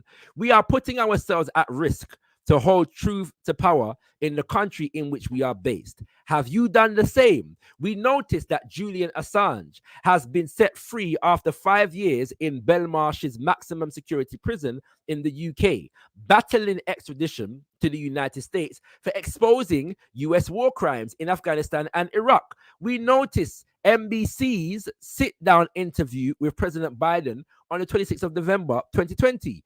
You didn't ask him a single question about Julian Assange. How come? Since you are concerned with misinformation and protecting journalism, why not ask about the most famous journalist locked up at the request of the United States to the one politician who could have released him with one executive order? Since you are concerned with misinformation, you would know that WikiLeaks has an impeccable record, better than Afrikan Stream, as they, unlike us, have never had to retract a story. Yet you don't bring up the case of WikiLeaks, of the WikiLeaks founder to the most powerful politician in the world. What was the purpose of your interview? Was it to ask the newly elected President Joe Biden tough questions, or to bask in the glory of his recent election victory? You see, we cover US politics too, but following the radical Pan-African tradition of criticizing both the Republicans and Democrats, to paraphrase Malcolm X again, both parties are enemies of African people worldwide, including Africans in America. If you checked our page, you will see that Trump is as criticized as Biden. A look at our page reveals that, sadly, criticisms of Biden is a look at your page reveals that, sadly, criticisms of Biden is woefully missing. Is supporting, funding, and arming a genocide against Palestinian children not worth criticizing? Or the fact that Biden has received over 5.2 million in support over the last 34 years from the Israeli lobby group AIPAC? more than any congressional recipient, according to Open Secrets. Have you ever raised the question of whether this is why he is continuing to arm Israel despite pending cases by the ICJ and the ICC against Israel for genocide and war crimes? Please respond to these questions by Friday at 10 a.m. East African time. We hope we have satisfactorily answered your questions. Regard, Ahmed Caballo, CEO and founder of African Stream. Brothers and sisters, our brother Ahmed Caballo deserves a round of applause, yeah? A hailing, all right? For that particular response right there. So excellent piece of work, my brother Ahmed, yeah? Very, very important. Very, very important movements. Now, brothers and sisters, there's one more thing that I want to detail here. Yeah. By the way, let me share the link one more time. It come like everybody just want to watch and listen to. I got through the thing. So, but I'm gonna make sure that the link is shared for anybody who does want to come through. And I would like to oh, you know what I need to do? I need to go through and check that. So if you want your comments here to be read out, all right. If you want your comments to be read out, yeah. If you got a question that you want me to answer, or you want it read out, whether I can answer it or not, please at Kimbunga Media, yeah. Please at Kimbunga Media, and I will come to you, okay. But what I'm gonna do next, there's a brother, by the name of Joe Hotagua, who partnered with African Stream on a show that he presented with a sister. I'm forgetting our sister's name, so forgive me, my sister. A brilliant sister, yeah, a brilliant sister who lives in Burkina Faso, yeah, and has traveled through significant portions of West Africa. I believe she used to live in Senegal at one point, and I think she studied there. The beautiful, beautiful show that they used to present. And he went live earlier today, or late yesterday, to share his perspective on things, yeah. And he goes through some important information about an attack on African Stream by an institution called Voice of America. But before I go there, I just remember I forgot to do something. Before I go there, the NBC article, yeah, the NBC article mentioned an institution called Onyx, yeah, Onyx Impact, and they are the institution that was doing the report into misinformation being spread to the Black community. All right, so let me just give you an idea, yeah, of who Onyx Impact is. Okay, you only need to know that, yeah. Let me tell you who Onyx Impact is. All right, all on there. Okay, right. So who are we? Who is Onyx Impact, brothers and sisters? Onyx Impact is a non-profit organization founded to better serve and empower Black communities by fighting the harmful information ecosystems targeting them. The threat of manipulated information designed to target specific communities has never been greater. Left unchecked, adverse information divides communities, reduces trust in institutions, and suppresses civic engagement. We must fight back against the spread of adverse information to protect our society and our democracy. So you notice that this non-profit organization is specifically designed to target what? Black communities. All right, let's scroll down a little more. Come, we scroll down a little more. But wait, how this? This is the founder. This is the founder of Onyx Impact. Yeah, Esosa Osa. But how name Esosa Osa? And how she find herself a found organization targeting the Black community to help empower them against supposed misinformation. It's Wagwan. That we want to know. Me could read little piece about Esosa Osa. Esosa Osa is the founder and CEO of Onyx Impact, an organization created to better serve and empower Black communities by fighting the harmful information ecosystem targeting them. Esosa was previously executive director of Fair Fight Action, a voting rights organization where she led pro-democracy reform efforts. I believe, and I could be wrong on this, I believe Fair Fight Action is connected to the potential governor, what's her name, in Georgia, who tried to run for governor, Stacey Abrams. Yeah, I could be wrong on that though. I'm going to double check that shortly. Yeah, a voter rights organization where she led pro-democracy reform efforts with a focus on combating adverse messaging and voting policy reform while overseeing the organization's research. Sorry, brothers, I've lost my place. Yes, research, communications, political, and organizational teams. Prior to her time in politics, tune in, kings and queens. Oh, no. Tune in to the right now. Prior to her time in politics, Esosa worked in finance, where she studied fiscal policy, monetary policy, and most importantly, the tools for financial freedom and independence while at BlackRock and Morgan Stanley. Esosa is a native Ohioan. So she come from Ohio, where the people them are accused, the Asian people them are and Pusan dog. And a graduate of Duke University, big university. So what is BlackRock? And what is Morgan Stanley, brothers and sisters? What is BlackRock and what is Morgan Stanley? On I have to know one name BlackRock and one name Morgan Stanley.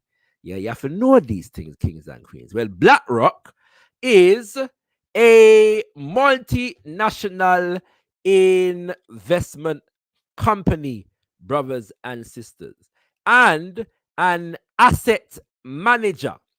And time doesn't allow for us to delve into the significance of BlackRock and asset managers in the context of global geopolitics. Suffice to say, however, that asset managers, and BlackRock is the biggest, if I'm not mistaken, are institutions that are designed to manage the assets of the wealthy and the elite. These are the institutions that ensure that the majority of the wealth of a nation and the global economy is held within a certain minority of the population of the nation or the planet. They manage the wealth of the elites. Yes? So they play a very, very important role within global geopolitics. And Morgan Stanley, yes, Morgan Stanley is, an investment bank founded by the grandson of J.P. Morgan. Yes, so Morgan Stanley and J.P. Morgan have the same commercial and even biological lineage. Yes, one is a commercial bank, the other is an investment bank. Two of the biggest financial institutions in the world with money heavily tied up in the neo-colonial order of things. For example, J.P. Morgan, yes, had heavy investments in the Congo when King Leopold held the Congo as his own private property and was committing genocide against our people in the Congo. J.P. Morgan's money, yes, was heavily wrapped up in those machinations, kings and queens. On if you know these things. All right? Imhotep, look like you're ready. So go on through. Raise anything you want to raise because I'm going to go through these comments now, start them, and then we're going to move towards the conclusion of the show. Well, I'll still hold off on the alias just for now until after you deal with the comments. But going ahead further with the Onyx impact, I was reading through the report while you were dictating the African Stream response to the journalist, right? I also read through the NBC article that you were reading earlier. And I noticed that the NBC article mentions African Stream by name, but the report actually does not.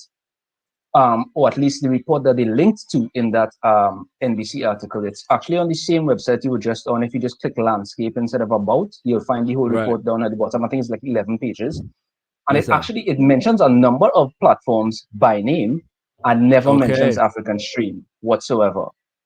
So I'm actually not sure how they entered in. How they entered into the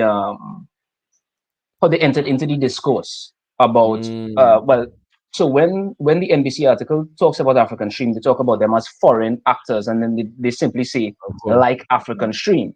Now there's nothing in the report that is fingering African Stream, and there's also no, well, as we would have pointed out, there's no evidence provided within the article saying that African Stream is doing this or that other thing, or worse yet, according to I can't remember his first name, but Anthony Blinken's, I don't know if to call it a press release, but his statement the other day about their being funded by Russia. Again, no proof whatsoever. So to be honest, I'm kind of confused at this point how African Stream even entered into the discourse, at what stage it entered, because it wasn't at the report stage. So it has to be between the report and NBC.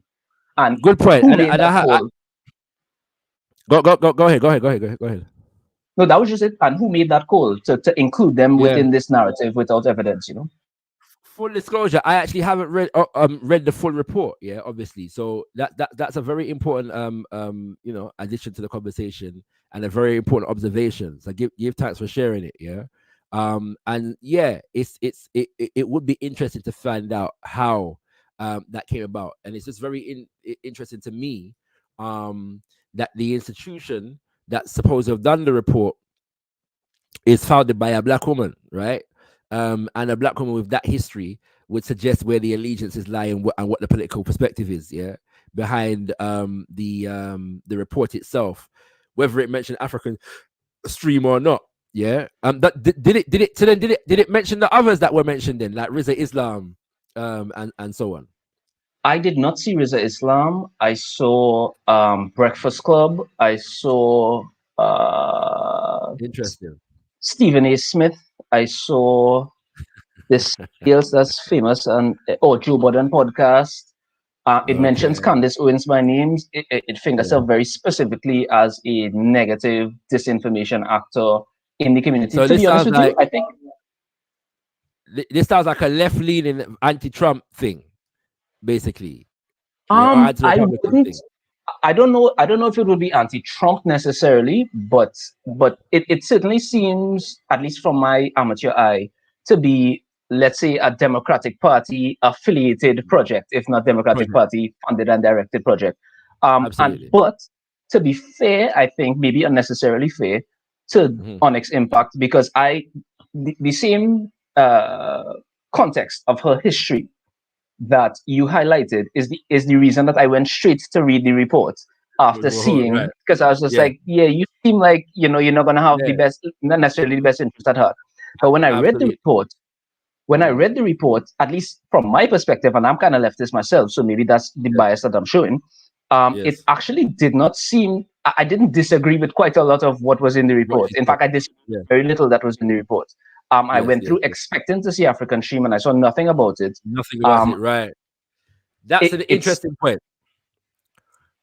Yeah, we're gonna have to investigate that. So as and when I speak to Brother Ahmed Caballo, we will definitely get into that, my brother. So give thanks for identifying that particular inconsistency there. So let me go through these comments and forgive me because they might be slightly out of order. And if you got a comment that you would like read out, please at Kimbunga Media. I will do my best to get to it. All right. So him take you there, but he says GB News spoke about Kimbunga Media. Yeah, they did. Or will we be speaking about African Stream? Just pop back in. Oh, sorry. Yeah, no worries. I'm sure you got That's a great thing, though. Yeah. You know what? That's thank you for saying that, because that's the point I forgot to make. Yeah.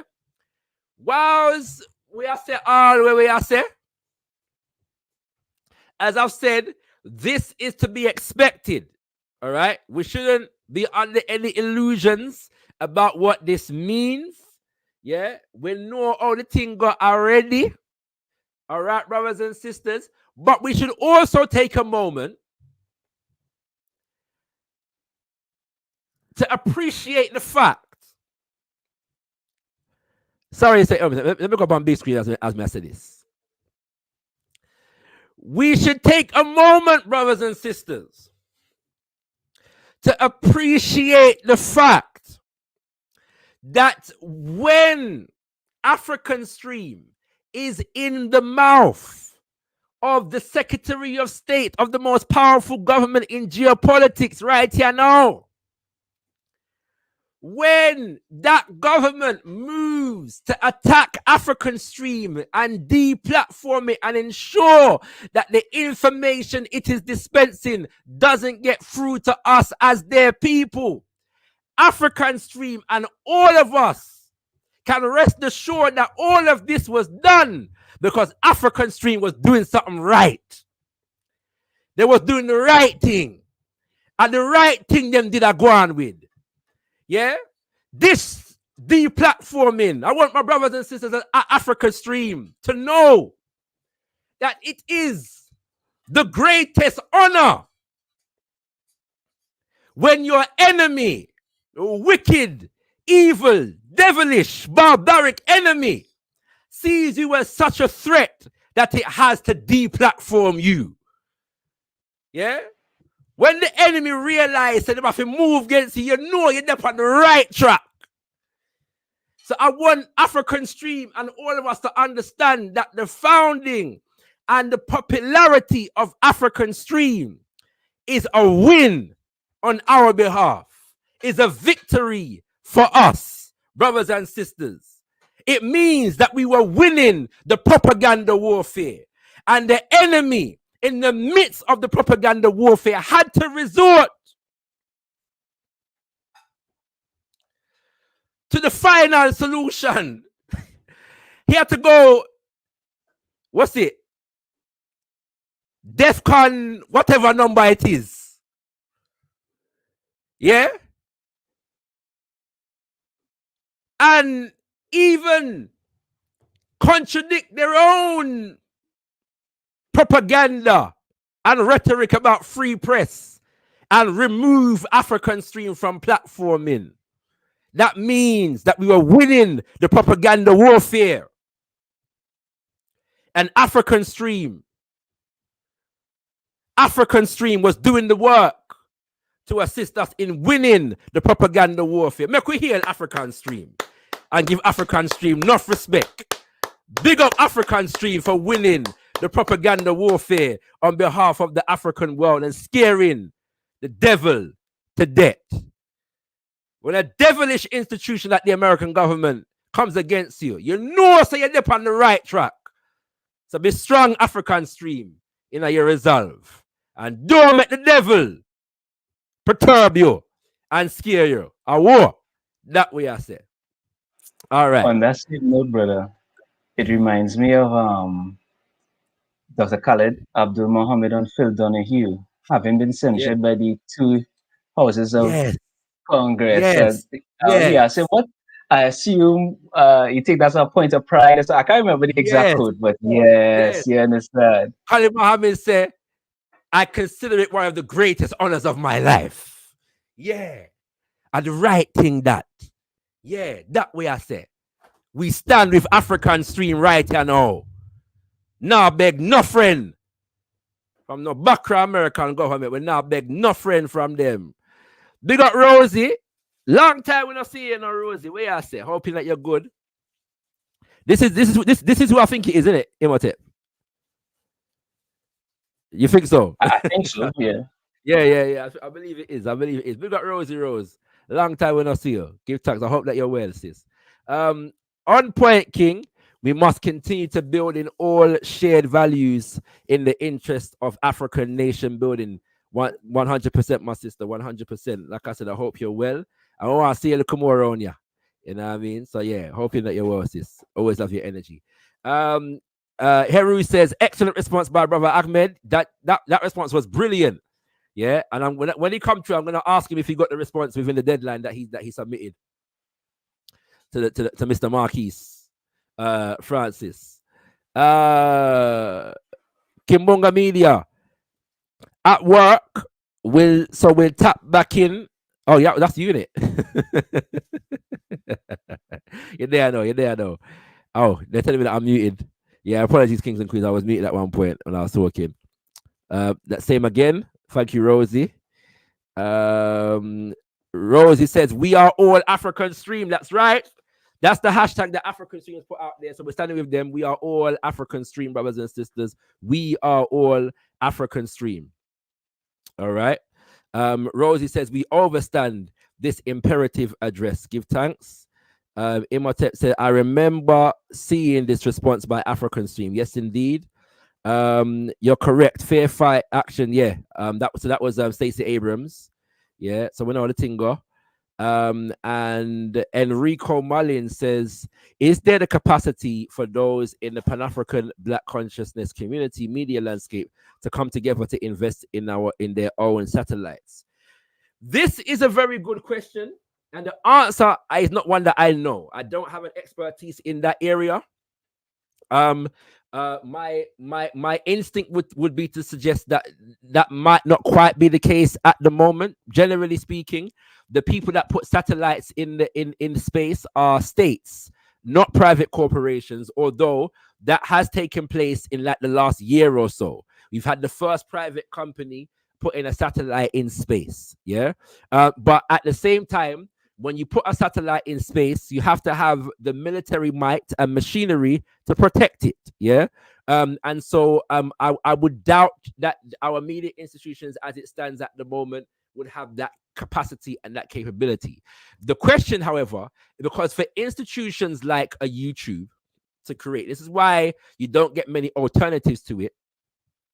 You have to have the infrastructure, the hardware infrastructure to manage the bandwidth of a platform such as this, and it requires miles, acres of land to build that kind of infrastructure. This is why it's a mistake for us as African people to get caught up in jumping over the industrialization of our nations to the digitization of our nations, to jump over the industrial age into the digital age that is built upon white power, Western infrastructure and hardware.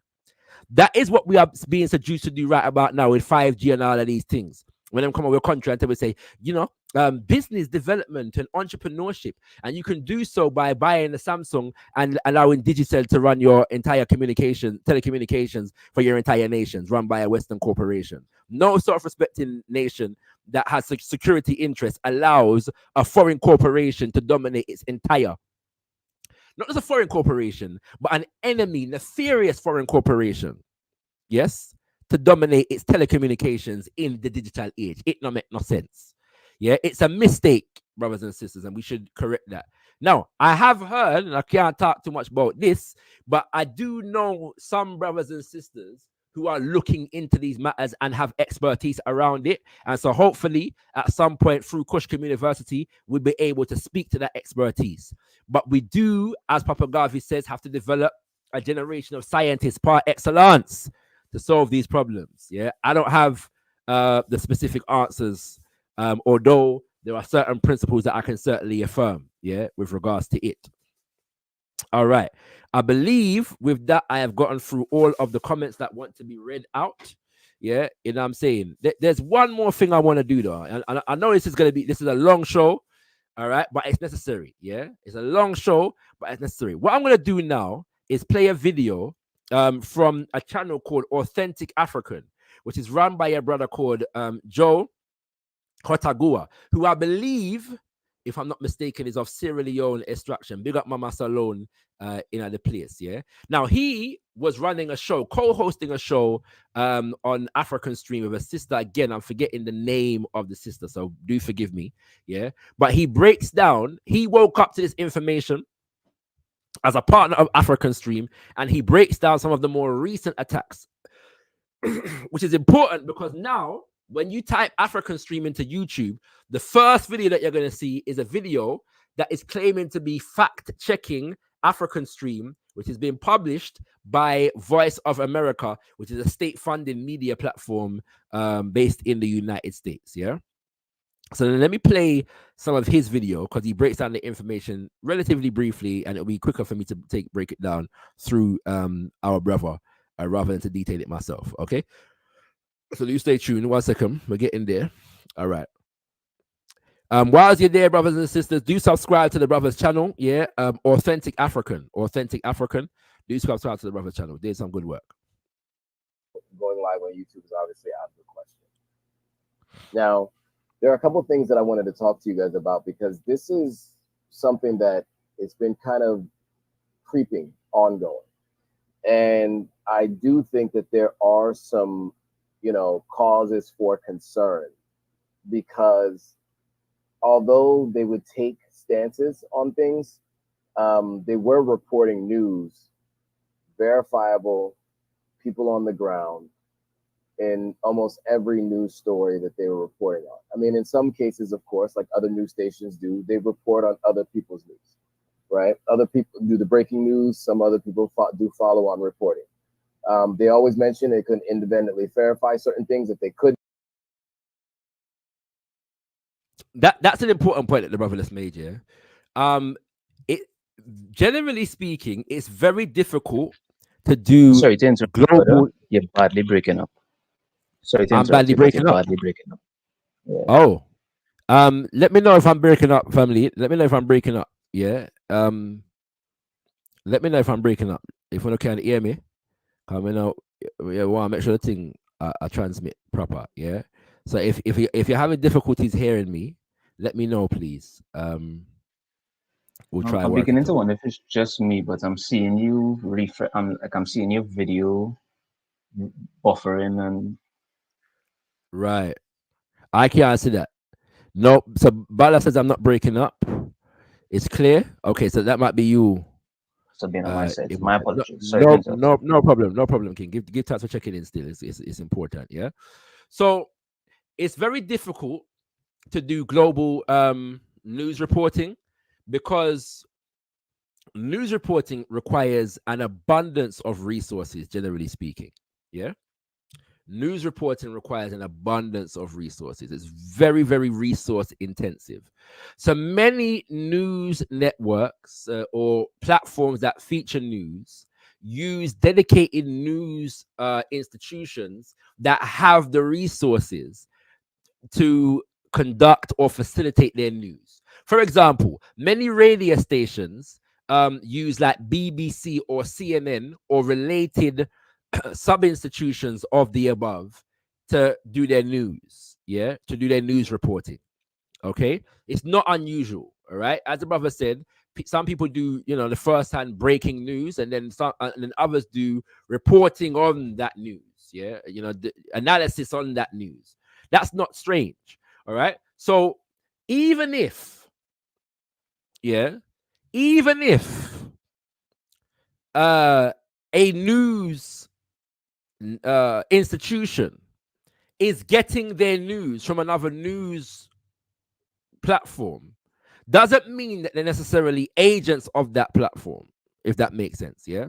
So for example, if Afrikan Stream was deriving news from RT sources and then reporting on that news and providing analysis on that news, that's a standard practice within the world of news institutions. Yeah, that's an important point to note. The question then becomes whether the news source is in America's interest or not. That's the only question. The practice itself is commonplace. The question for America It's its own geopolitical interest, not the veracity of the stories the African Stream is bringing forward. And let me make it clear, African Stream has said it is not funded or directly associated with Russia or any state apparatus, any other state apparatus. Make that clear. All right, let's go forward with our brother's commentary right here. They couldn't. They would mention it if something was alleged, and they would also make sure that they were clear that, you know, we have the authority to speak on this if, in fact, it was something that they were investigating themselves with people on the ground. Unfortunately, YouTube took the route of censoring them and removing them from the platform completely. And so that is the update there. Now, the US government and Voice of America have had some challenges with African Stream as of recent. So I'm going to walk you through some of the stories and some of the things that have been happening, because many of you may not be aware. And I realize that many may not be aware because I've been getting comments like, what's happening with African Stream? What happened? And I can't find their content. Well, because it's gone. And who knows if I am going to also end up in that same position. As of right now, I haven't gotten any warnings. I haven't been told otherwise. I also don't do solely the content that they do in terms of reporting on the news. And maybe my platform just hasn't been big enough for it to reach the radar of those folks. But a couple of things. So there are a few key points regarding Voice of America and the US government comments on African Stream. So number one, Voice of America published a quote unquote fact check video criticizing African Stream's portrayal of US military operations in Somalia. The VOA video claimed that African Stream had quote unquote distorted the US role in combating al-Shabaab in Somalia, end quote. So specifically, Voice of Africa disputed African Stream's claim that US drone strikes in Somalia indiscriminately targeted civilians. VOA stated that US conducts drone strikes. So everybody keep it in tune, yeah? So Voice of America, which is a state-funded media institution, went after African Stream because of African Stream's reporting on US drone strikes in Somalia. For those who are not aware, every president, yeah, every president,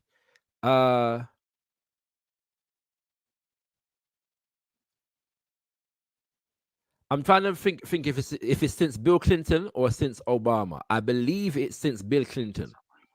Yeah. Strikes you're talking about? Pardon? Drone strikes you're talking about? Say again? I was asking if you're speaking about drone strikes. No, I was going to say in general has bombed Somalia, but I don't know if the drone strikes can go back to Clinton. Yeah, I don't know if that can be possible, right? But definitely drone strikes since Obama, every president, yeah, has bombed Somalia and committed drones, yeah, in drone strike operations in Somalia.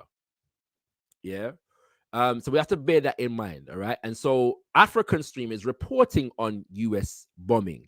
But of course, America's propaganda is that its operations in Somalia are to combat Islamic extremism, right? So they're getting at African Stream because they are giving America a bad name in the eyes of America, but really just reporting on the truth of what America is doing there, yeah? And so they want to challenge now. Voice of America wants to challenge or quote unquote fact check African Stream's reporting.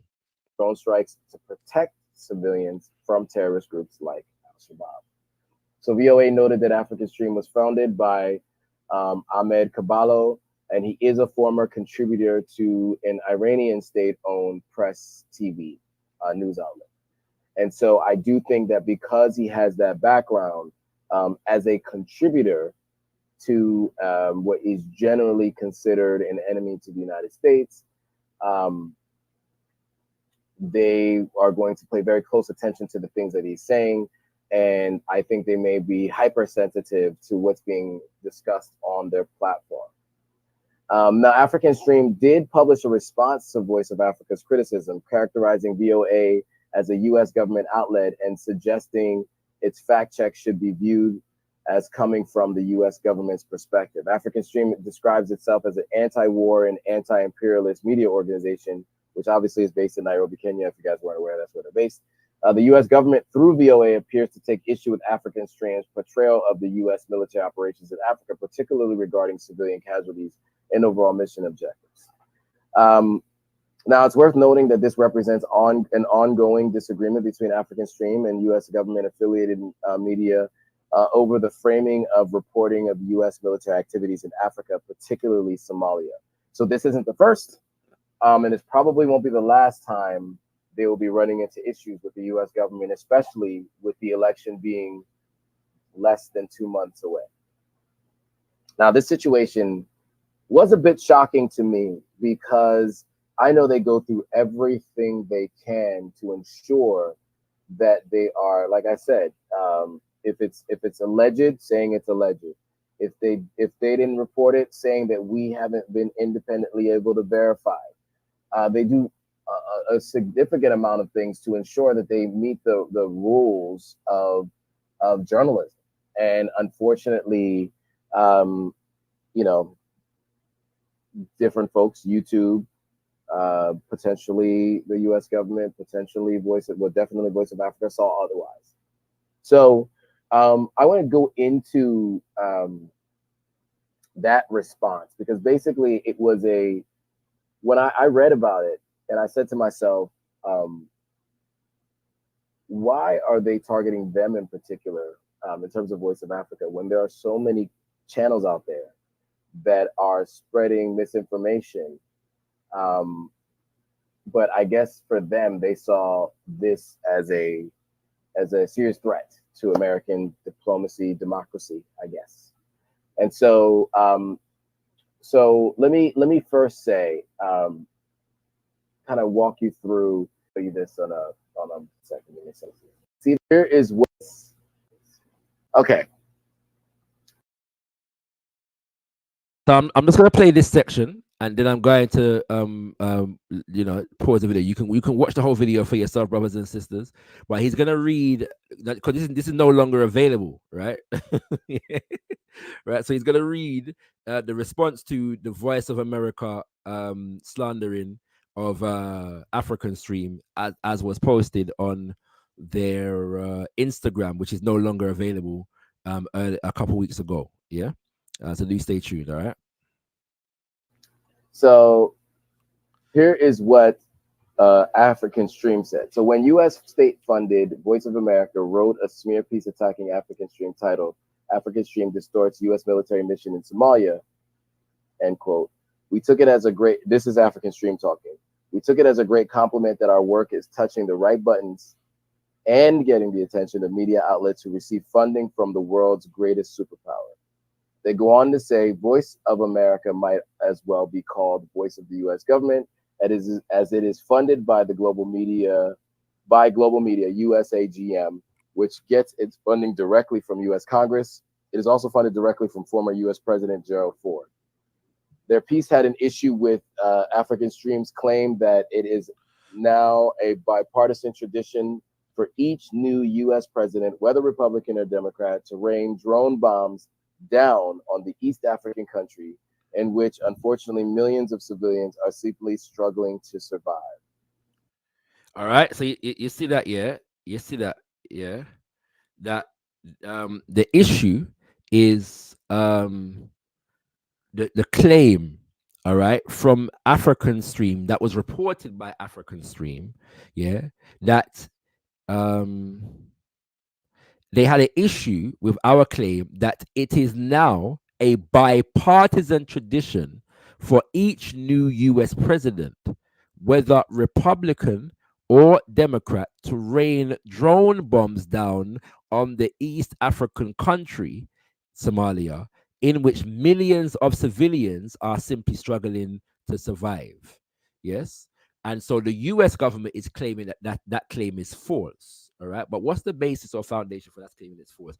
We've got a special guest coming through. I'm gonna bring you through, my brother. So do stay there because we're gonna be coming to you shortly after I finish this video. All right.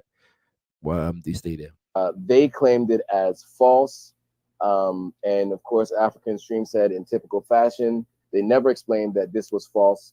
What was false about what they had said, and nowhere in the VOA article do they deny the last 4 U.S. presidents, namely George W. Bush, Barack Obama, Donald Trump, and Joe Biden, oversaw the continued and sustained drone bombing in Somalia. All right. So again, we're seeing a pattern develop here that all of these people and institutions that are attacking African Stream never seem to be able to provide evidence for their attacks, for their claims.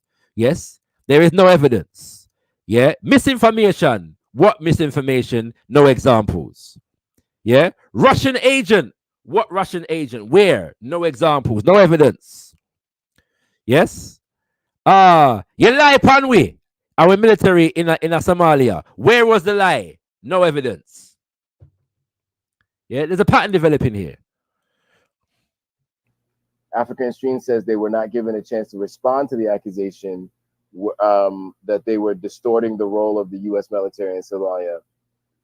So what they said is, in the spirit of transparency, they decided to lay everything out there, the facts about Washington's role in Somalia's unending insecurity crisis, and the U.S. Africa Command, Afrikan, and some hard truths about what they call so-called war on terror in Africa. So here we go. So let's go through some of this. So the response of America, a response to Voice of America. On Wednesday, 28th of August, U.S.-funded media wrote this: African Stream discourse U.S. military. Yeah, so I'm not going to go through the whole video. You can see the rest of it yourself, yeah?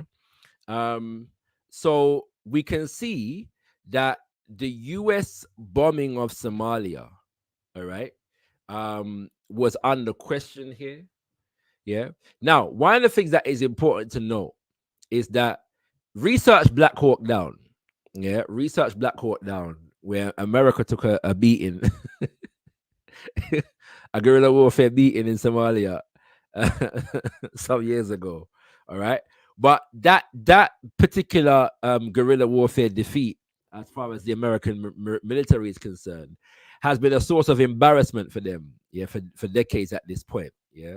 And Somalia has come under consistent attack, in part due to that. The fact of Somalia becoming a failed state, yeah, in the 90s and 2000s, is to a significant degree the result of American intrigue, yeah, in the nation. Okay, the fact of American corporations depositing waste off of the coast of Somalia, and disturbing the ecology of the coast of Somalia, which resulted in what became known as the Somali pirates phenomena, in the mid 2000s, which became an issue in the presidency of the early stages of the presidency of Barack Obama. All of these issues, yeah, relate to American intrigue in Somalia. And so African Stream, whereas the American party line, and I'm saying party line because as I believe it was Julius Nyerere said, that America is a one-party state, but with typical American extravagance, they have two of them, yeah? Or something to that degree, Julius Nyerere said, all right? Yeah, so the party line would be to discuss Al-Shabaab alone, yeah, and not discuss anything beyond Al-Shabaab and Islamic extremism in Somalia. The issue, however, is that if you listen to African Stream, you will know also of its reporting that challenges, quote unquote, Islamic extremism. Yes, and the organizations that are supposed to come under that umbrella. African Stream has never supported or negated or tried to wash over the presence of Al-Shabaab. All it does is contextualize it, yes, and its relationship to American imperialism and American institutions. And even if they're not in any way related, why should the Pan-African media platform discuss quote-unquote Islamic extremist institutions and organizations and not discuss the presence of American military in our nations? What is the purpose of this thing? We began by reading the words of Marcus Mosiah Garvey on propaganda. And the fact of the matter is the African stream is being punished because it was not towing the Western imperialist propaganda line. Yes. And they were winning the propaganda war. And so therefore they had to be deplatformed. They had to be deplatformed. Brother Kwame Pianki.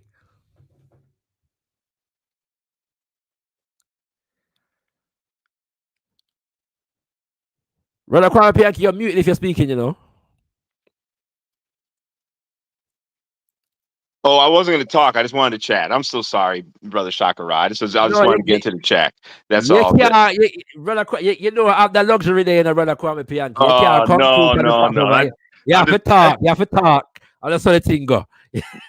No, I was just trying to say that we have to explore alternatives to YouTube, and I've been trying to tell Black African platforms for years to at least move over to other channels, you know. And the reason I keep on saying Odyssey, I'm not any investor in Odyssey or anything like that. It's because it's open source, and we have so many IT experts. You know, Kenya is the IT capital of Africa. Yeah. So if the code is open source, you know, get that code and form it to something that's beneficial to us. 100%, Brother Kwame. Go ahead. And so I would encourage you, Shakara, because I love your station. I'm sorry I haven't been in contact with you this summer. Just a lot of family things have been going on, so I don't want to seem unreliable. But so I really apologize profusely. So I know we do have a show to do in the future, and I'll let you know when things clear up for me to do it. But you have a great platform, Brother Shakara. And I'm going to encourage you to back up your stuff on Odyssey. Yes, BB2 Mikasa TV is excellent. There was a Black YouTube channel. I'm trying to remember what the brothers who owned it, and I'm trying to remember the name of that, but we let that fail as a people. And it existed about 7 years ago, and I'll look it up and find out what it was. It was about 7 or 6 years ago. So we have this is an absolute opportunity for us to control our own content and to figure out a monetary model that benefits us with the content. Right. Yeah. You know, you look at our music artists getting ripped off. So what if our music artists decide, to start releasing stuff and say, okay, maybe we pay $5 US a month or 10 British pounds a month or whatever to support artists and have their content released and things of that nature. So this is an absolute opportunity for us to have our own Negro world in the modern day, newspaper in the modern day. That is the aim here at Kimbunga Media, as you know. And you mentioned Odyssey. A lot of people mentioned Rumble as well.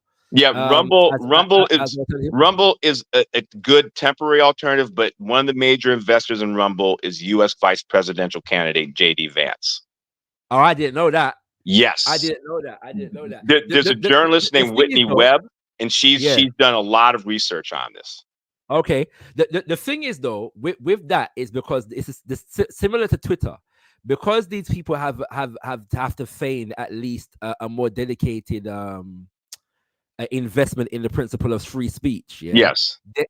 They're sometimes slower to deplatform you. Oh yes. What they'll do is they would more likely invest in voices to drown you out, which is what Musk is doing on Twitter at the moment, on X at the moment. Exactly. Is investing in all kinds of neoliberal imperialist voices to drown out everybody else whilst claiming free speech, right? That's the strategy. But I do take your point.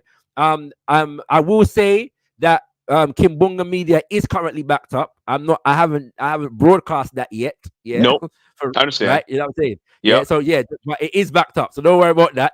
And I will say that we do have a Bibi Tumi. Yeah. So and then the other thing that, to me, the other counter argument is that Russiagate has been debunked repeatedly. Right. And so you can look that up. That was in Congress, and they proved that. Right. And then remember the Uhuru movement here in the United States was accused being Russian agents, and that was in court. It was proven that they weren't paid agents of Russia, even though they were claimed to be conspiring to become paid agents of Russia. Right. So again, in a few instances, the whole Russia thing has been debunked. And so anytime the U.S. brings up this Russia business, you just have to say Russiagate has been debunked, and these are by the same people. Yes, right. 100%, 100%. My brother, the chairman will be here. Yeah. We're gonna get the chairman on. So do stay tuned for chairman evaluation. Because I'm gonna switch off now. You have an excellent show. I just wanted to make sure that bro. You have I've seen the growth, especially in the past 2 years, of a lot of excellent African commentary channels, and this is it's not this whole FBA ADOS nonsense. These are people who are steeped, young people who are steeped in history, who understand geopolitics, who understand the history of geopolitics. They understand the puppeteers behind the politicians. And to me, this is a signal. It's time for us to move on to our own thing. And to me, actually, what may seem negative in the short term is very positive in the long term. And so, quickly, very quickly before you go, I just wanted to see. Did you see what did go on in Jamaica over the weekend at the PNP rally? What happened? Let me know what happened at the PNP rally. Vibes Cartel and Chief Curry ended up at the PNP rally on stage. I don't know if you saw that. you know what I call this, brother Shakara? Disaster capitalism. Because Andrew Holness is so detestable that now everybody's being thrown into the safe arms of the PNP, and they're both beholden to the same master. Of course. And it's to me, it's time for people in Jamaica to build an independent movement, and that includes independent mutual aid. So people aren't dependent on the government, and some of that mutual aid should be done to acquire farmland. So people can be moved out of the garrison communities into farmland, become self-sufficient. But if you're going to go back into the PNP arms, they're just a prettier version of the JLP. That's just lipstick on the pig. My brother, we'll talk to you again soon. We hope all goes well. And when you as you know, when you're ready, bro, we're there. Yes, I'm so proud. I am so proud of you. I am so proud of you. And so you're standing on the shoulders of your father. You're standing on the shoulders of Marcus Garvey, all the great, Malcolm X, anybody, Amy Jakes. You just go down the list. And so I'm so proud of what you're doing. Just continue doing what you're doing. And and again, this is not about democracy by any way, shape, or form. These are the people who have shut down democracy across the world. Yes, sir. And so this is time for us to move and do our own thing. Give thanks, brother Kwame Pianki. Much appreciated. It's good to hear your voice. Yep. Shemotep. Shemotep King. All right. Yeah, man. Kwame Pianki, that's serious man. That's serious man. That you're gonna hear his voice some more on Kimbunga Media. In fact, we did a show with brother Kwame Pianki at the beginning, or near enough the beginning, of the Russia-Ukraine war.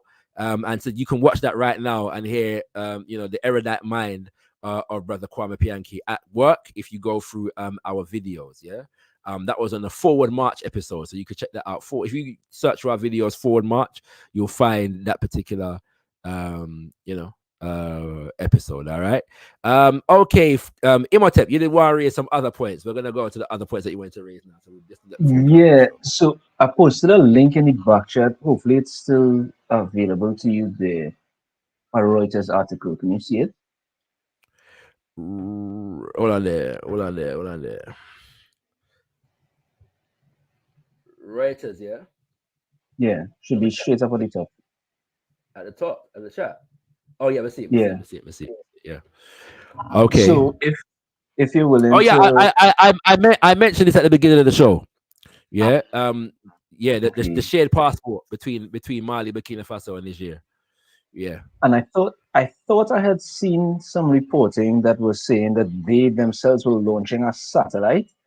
But while the stream was going on, I couldn't find that information to corroborate it. So I didn't want to necessarily bring that up, but it was topical to So when we were speaking about African platforms having their own satellite and that kind of thing, I Of also course. wanted to say, I don't know if Yeah. you ever mentioned it on the platform thus far, that Burkina Faso offered Kemi Seba citizenship. So he's a Burkinabe citizen. I think as a result of him being his French citizenship being stripped or something like that. Away, and he recently went to Burkina and met with Ibrahim Traore as well.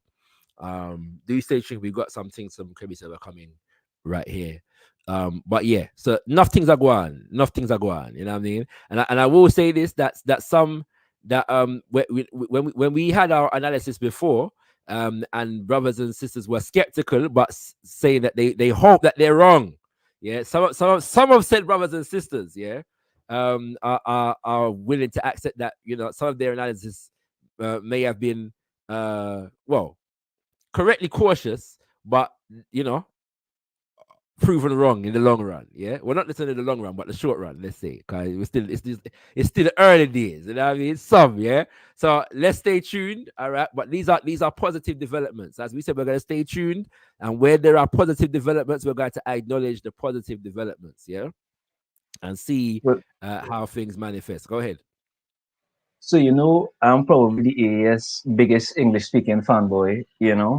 I think Sister Kushti would beat you to that still, I think. I mean, maybe. I go for this sister. So maybe the second then. But there's specifically what I've always wanted from the time I heard about this. I wanted them to confederate. I wanted them to create as close as possible one country from their many countries, right? Yeah. And I think that consistently they have been signaling that that's exactly where they are going. When Ukraine, I believe it was in July, don't quote me on that, had posted a press release. I think it was the embassy in Mali or something, posted a press release in support of some terrorist attacks that had occurred in Mali. Mali cut off all diplomatic relations with them and ejected ejected the ambassador. Diplomat. Yes, sir. Right? Well, the whole diplomatic attaché, I don't think there's any, they cut diplomatic relations, so there shouldn't be anybody in Mali at the moment, right? When that happened, Burkina Faso, I don't remember seeing news of Niger doing it, but I have to assume it also happened. I think within 3 days, Burkina Faso also cut off all ties with Ukraine. The statement that was made, I think by Ibrahim Traore, but it may have been a foreign minister or something like that. It was one of the most important principles of this alliance is that as one country does, we all do. So that just filled up my heart. And then now we the single part, well, maybe not a single passport, but a passport that is usable for all citizens within the 3 countries. I really am seeing. So the reason I'm so excited about them becoming one country is because I suspect, I haven't actually done the maths as yet, but it will become the biggest country in Africa overnight. Currently that's held by Algeria, but a lot of it is Sahara. Because a lot of the terrorism is going on in the north of these countries coming through the Sahara. I don't doubt that within the coming days, not the coming days, the coming years, as they cement in their territory, there may be territorial expansion into Algeria, into the Sahara for this alliance, especially if it gets bigger, because now they have diplomatic relations with Togo, such that they can use Togo's port to do their international trade and that sort of thing. As well as I see they're looking at Senegal and they're looking at Chad, which are 2 neighboring countries, bordering countries, which are just going to expand this country. And because of the unabashed revolutionary, well, I wouldn't say communalistic, as in society focus. What you call it? Well, their focus. I feel like we have to give them as much support as we can, even if all it is just talking about the good work that they are doing. And also criticizing if we see anything negative, we see them going the wrong path, as we would see it. But yes, speaking about them as much as possible and giving them as much support as possible, because they are showing what they given other African countries, specifically hopefully formerly Francophone African countries, the blueprint for Yes, sir. liberating themselves in this current day. So yeah, and not even just the francophone, Nigeria and Ghana could have learned a whole heap from them, right? You know what I mean. So I saw the thing go. You're right, bro. And even because I mean and again we got to do some update on our Senegal analysis as well. But there's been a lot of disappointment around what's been happening in Senegal since we first reported on it. I'm interested though because apparently President Faye dissolved the parliament the other day and instituted another election to try and get a majority, because it seems as though or at least according to what he seems to be saying, that there's some discord in the parliament that's not allowing him to do some of the more radical things that he wants to do. That's just what's being said. I don't know how true that is, but I'm saying that we have to go back into that analysis, and see what I go on. All right, that's all. So serious things are going on, kings and queens.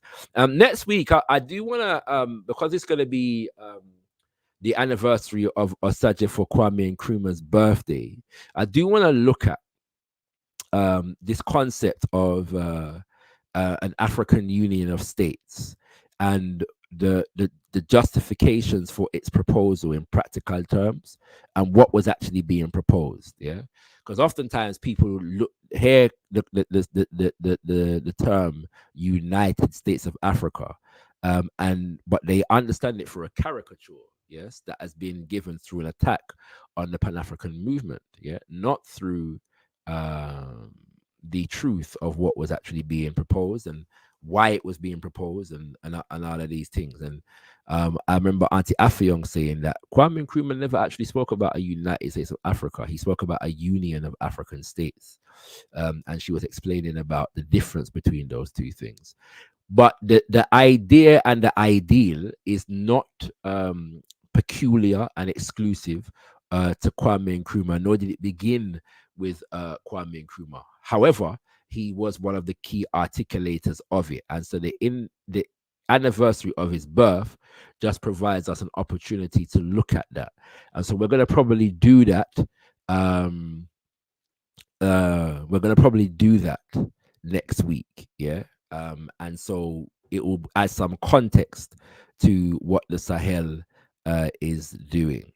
What the Sahel Alliance is doing. So, brothers and sisters, we're going to wrap the show there. I just want to make it clear once again that we stand with African Stream.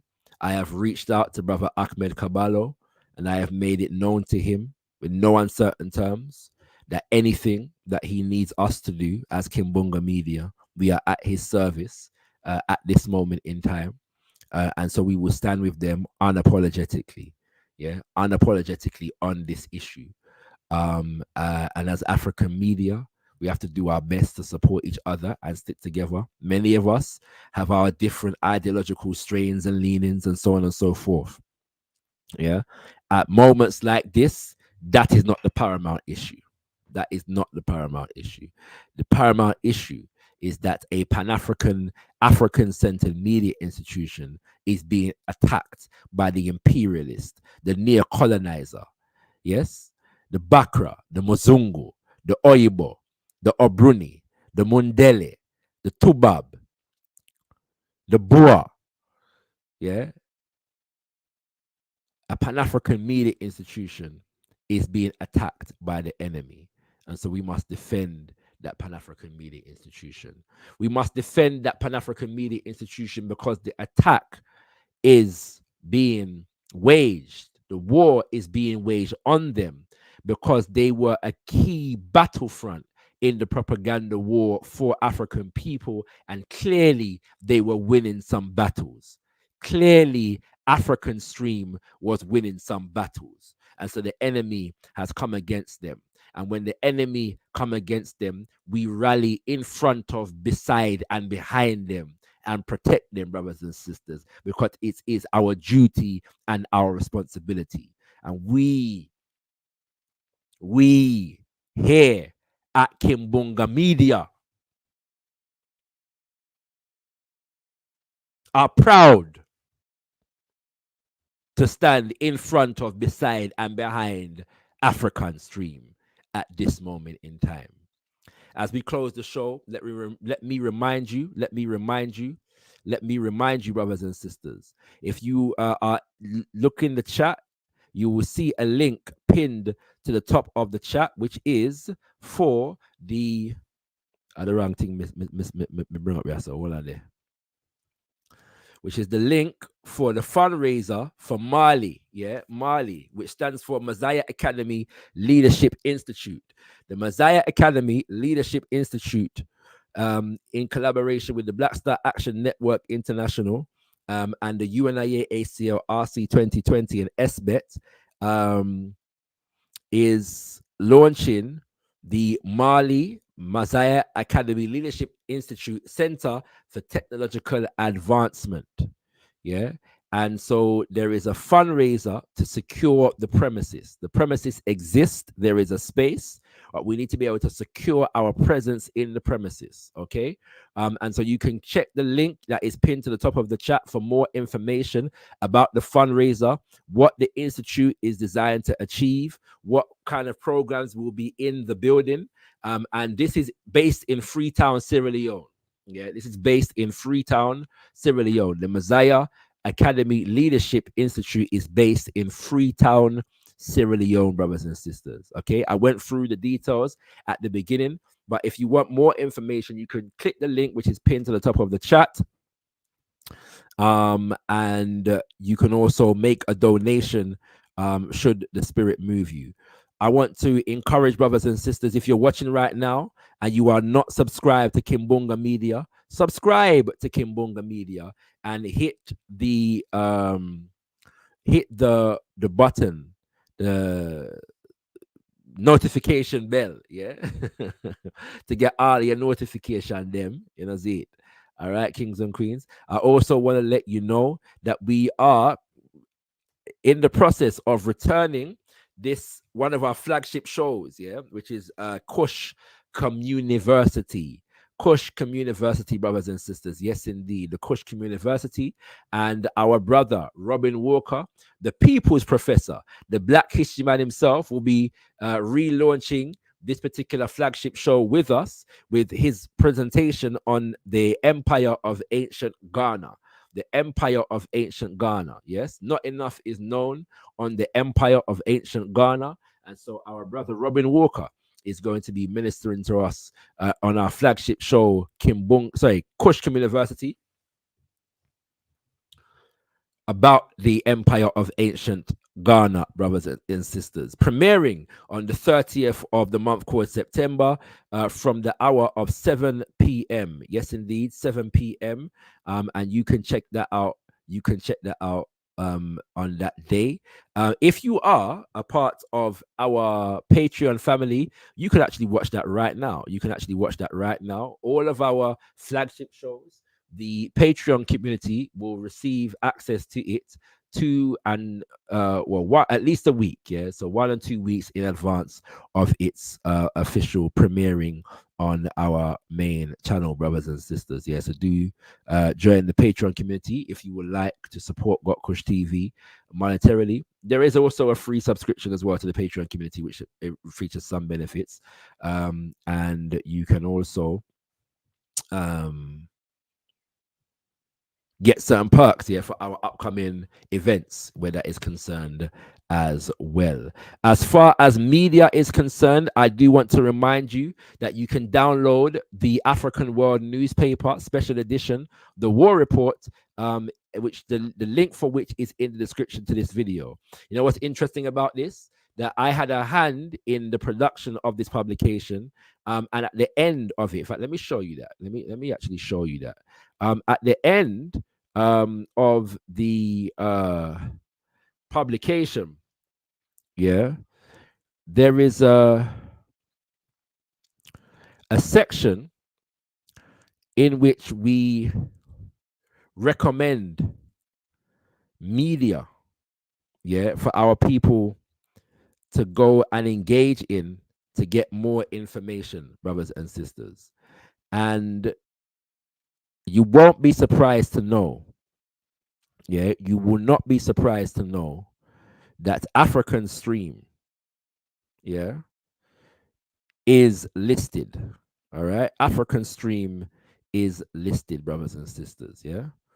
And it's interesting that we've listed. We should have put the website instead of the YouTube channel, right? You know, that's a lesson for future. But African Stream is listed right here. Yeah, this is evidence. This is one of the last pages. This is a 70-page publication featuring vital information, brothers and sisters. But you can see, look, Kimbunga Media is mentioned, Kumbukeni is mentioned, African Stream is mentioned, Black Power Media is mentioned, brothers and sisters. All right, so you see all of that there. Yeah. You know what I'm saying? And so we're serious about this. If you've been watching, you know I've been recommending African Stream to you for quite some time. Yeah. So we know the thing go. But you still can check out the War Report, packed full of vital reporting and analysis from the front lines of African rebellion, Kenya to Haiti and beyond, with contributions from Mama Marimba Ani, Sheon Kuti, Ngugi wa Thiong'o, Jafrik Haiti, and more. Download for free right now. Link in the description to the video, brothers and sisters. Link in the description to the video. The reality is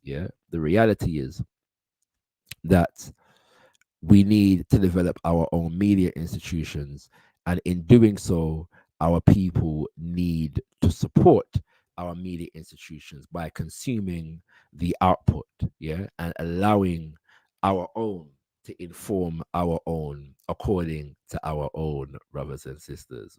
Yes, indeed. Yes, indeed. Yes, indeed. We stand with African Stream. We are all African Stream. And with that, I say unto thee, Tendai Mwadi, be thankful unto the Mother, Father, creative life force of the universe. Kudzai Mudzima Mukuru, we give praises unto our great ancestors. Abibi Tumi, Abibi Fahodi, African power and African liberation for all African people. Ashe, Ashe, Ashe.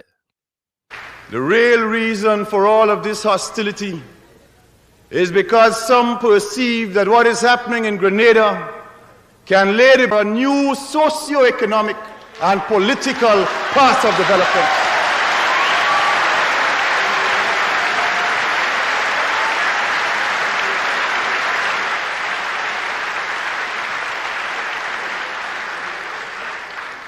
They give all kinds of reasons and excuses, some of them credible, some utter rubbish. There's an interesting one that we saw very recently in a secret report of the State Department. I want to tell you about that one, so you can reflect on that one.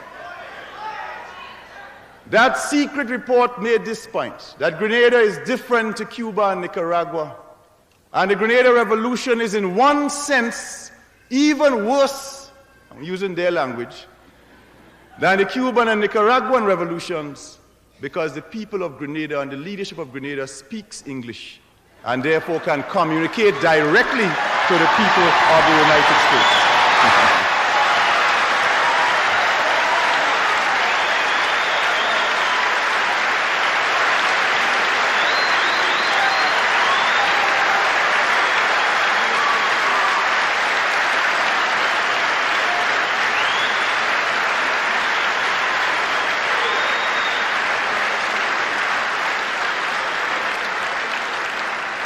I can see from your applause, sisters and brothers, that you agree with the report. But I want to tell you what that same report also said, and said that also made us very dangerous. And that is that the people of Grenada and the leadership of Grenada are predominantly black.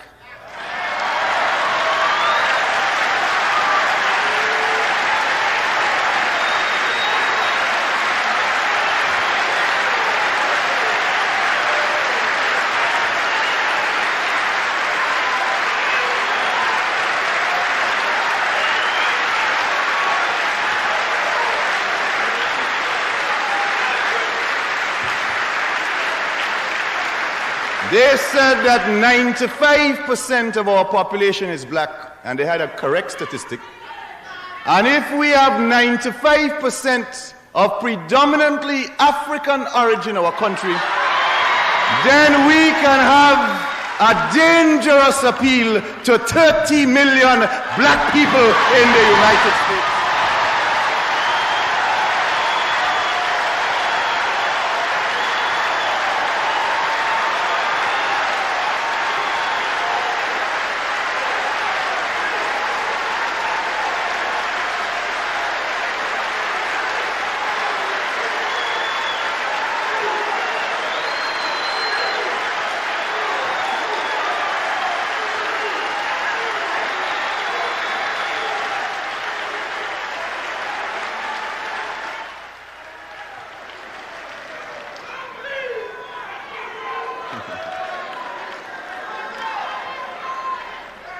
Now, that aspect of the report clearly is one of the most sensible ones.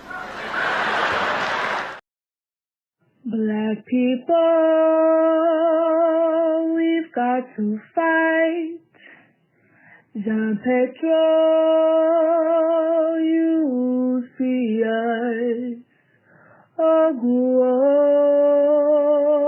we've got to fight. Let's go fight. Oh, Black people,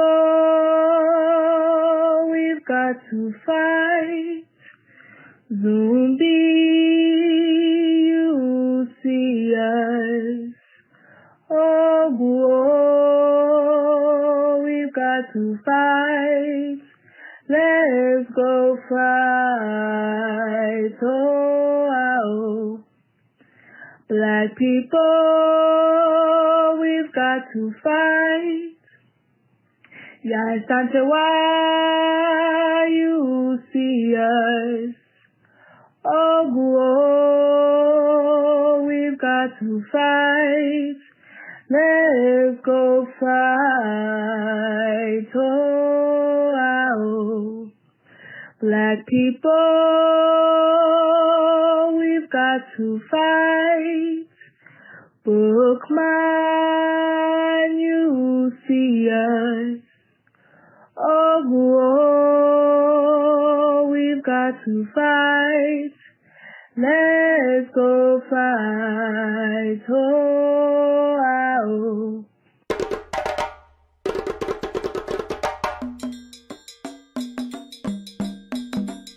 we have to have the courage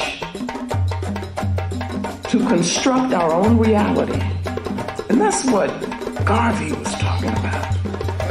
Because he said he looked around, he didn't see what he thought should be there, and so what did he do? He didn't get depressed about it. He didn't get defeated about it. He said, I'm gonna build the government that we need to have. Woo. Where do you get that kind of boldness from? So we gotta go all the way back to Garvey, who said he would come again. He said he would be here with us, no matter how long it took. And I'm telling you that the way he comes back is in our work. Not honoring him in words, pomp and all of that stuff, but honoring him through doing what he did. How many of us have the courage to do that? The man took on the world for us and in our name. And then we come to Sodai. And in this presentation of the paradigm, I'm going to make this like what it is we want to reach. So Sodai is translated clear word in Dogana language. And I use it to mean that here we gain understanding. This is sight with understanding. And it is seeing beyond what just we think we see with this physical thing. It's seeing beyond that. And so we gain vision, because that's what vision is. With vision, you've got to be able to use the imagination informed by the African spirit. And Brother Amos, who I work very closely with, was a good friend of mine. He taught me, and he would talk about imagination. Image a nation. Do you see? But that's got to be part of vision. To be a visionary, you got to see beyond this box here. You got to see beyond the ma'afa. You got to see what is it that our people rightfully should have, and that's what Garvey did. Garvey had a vision.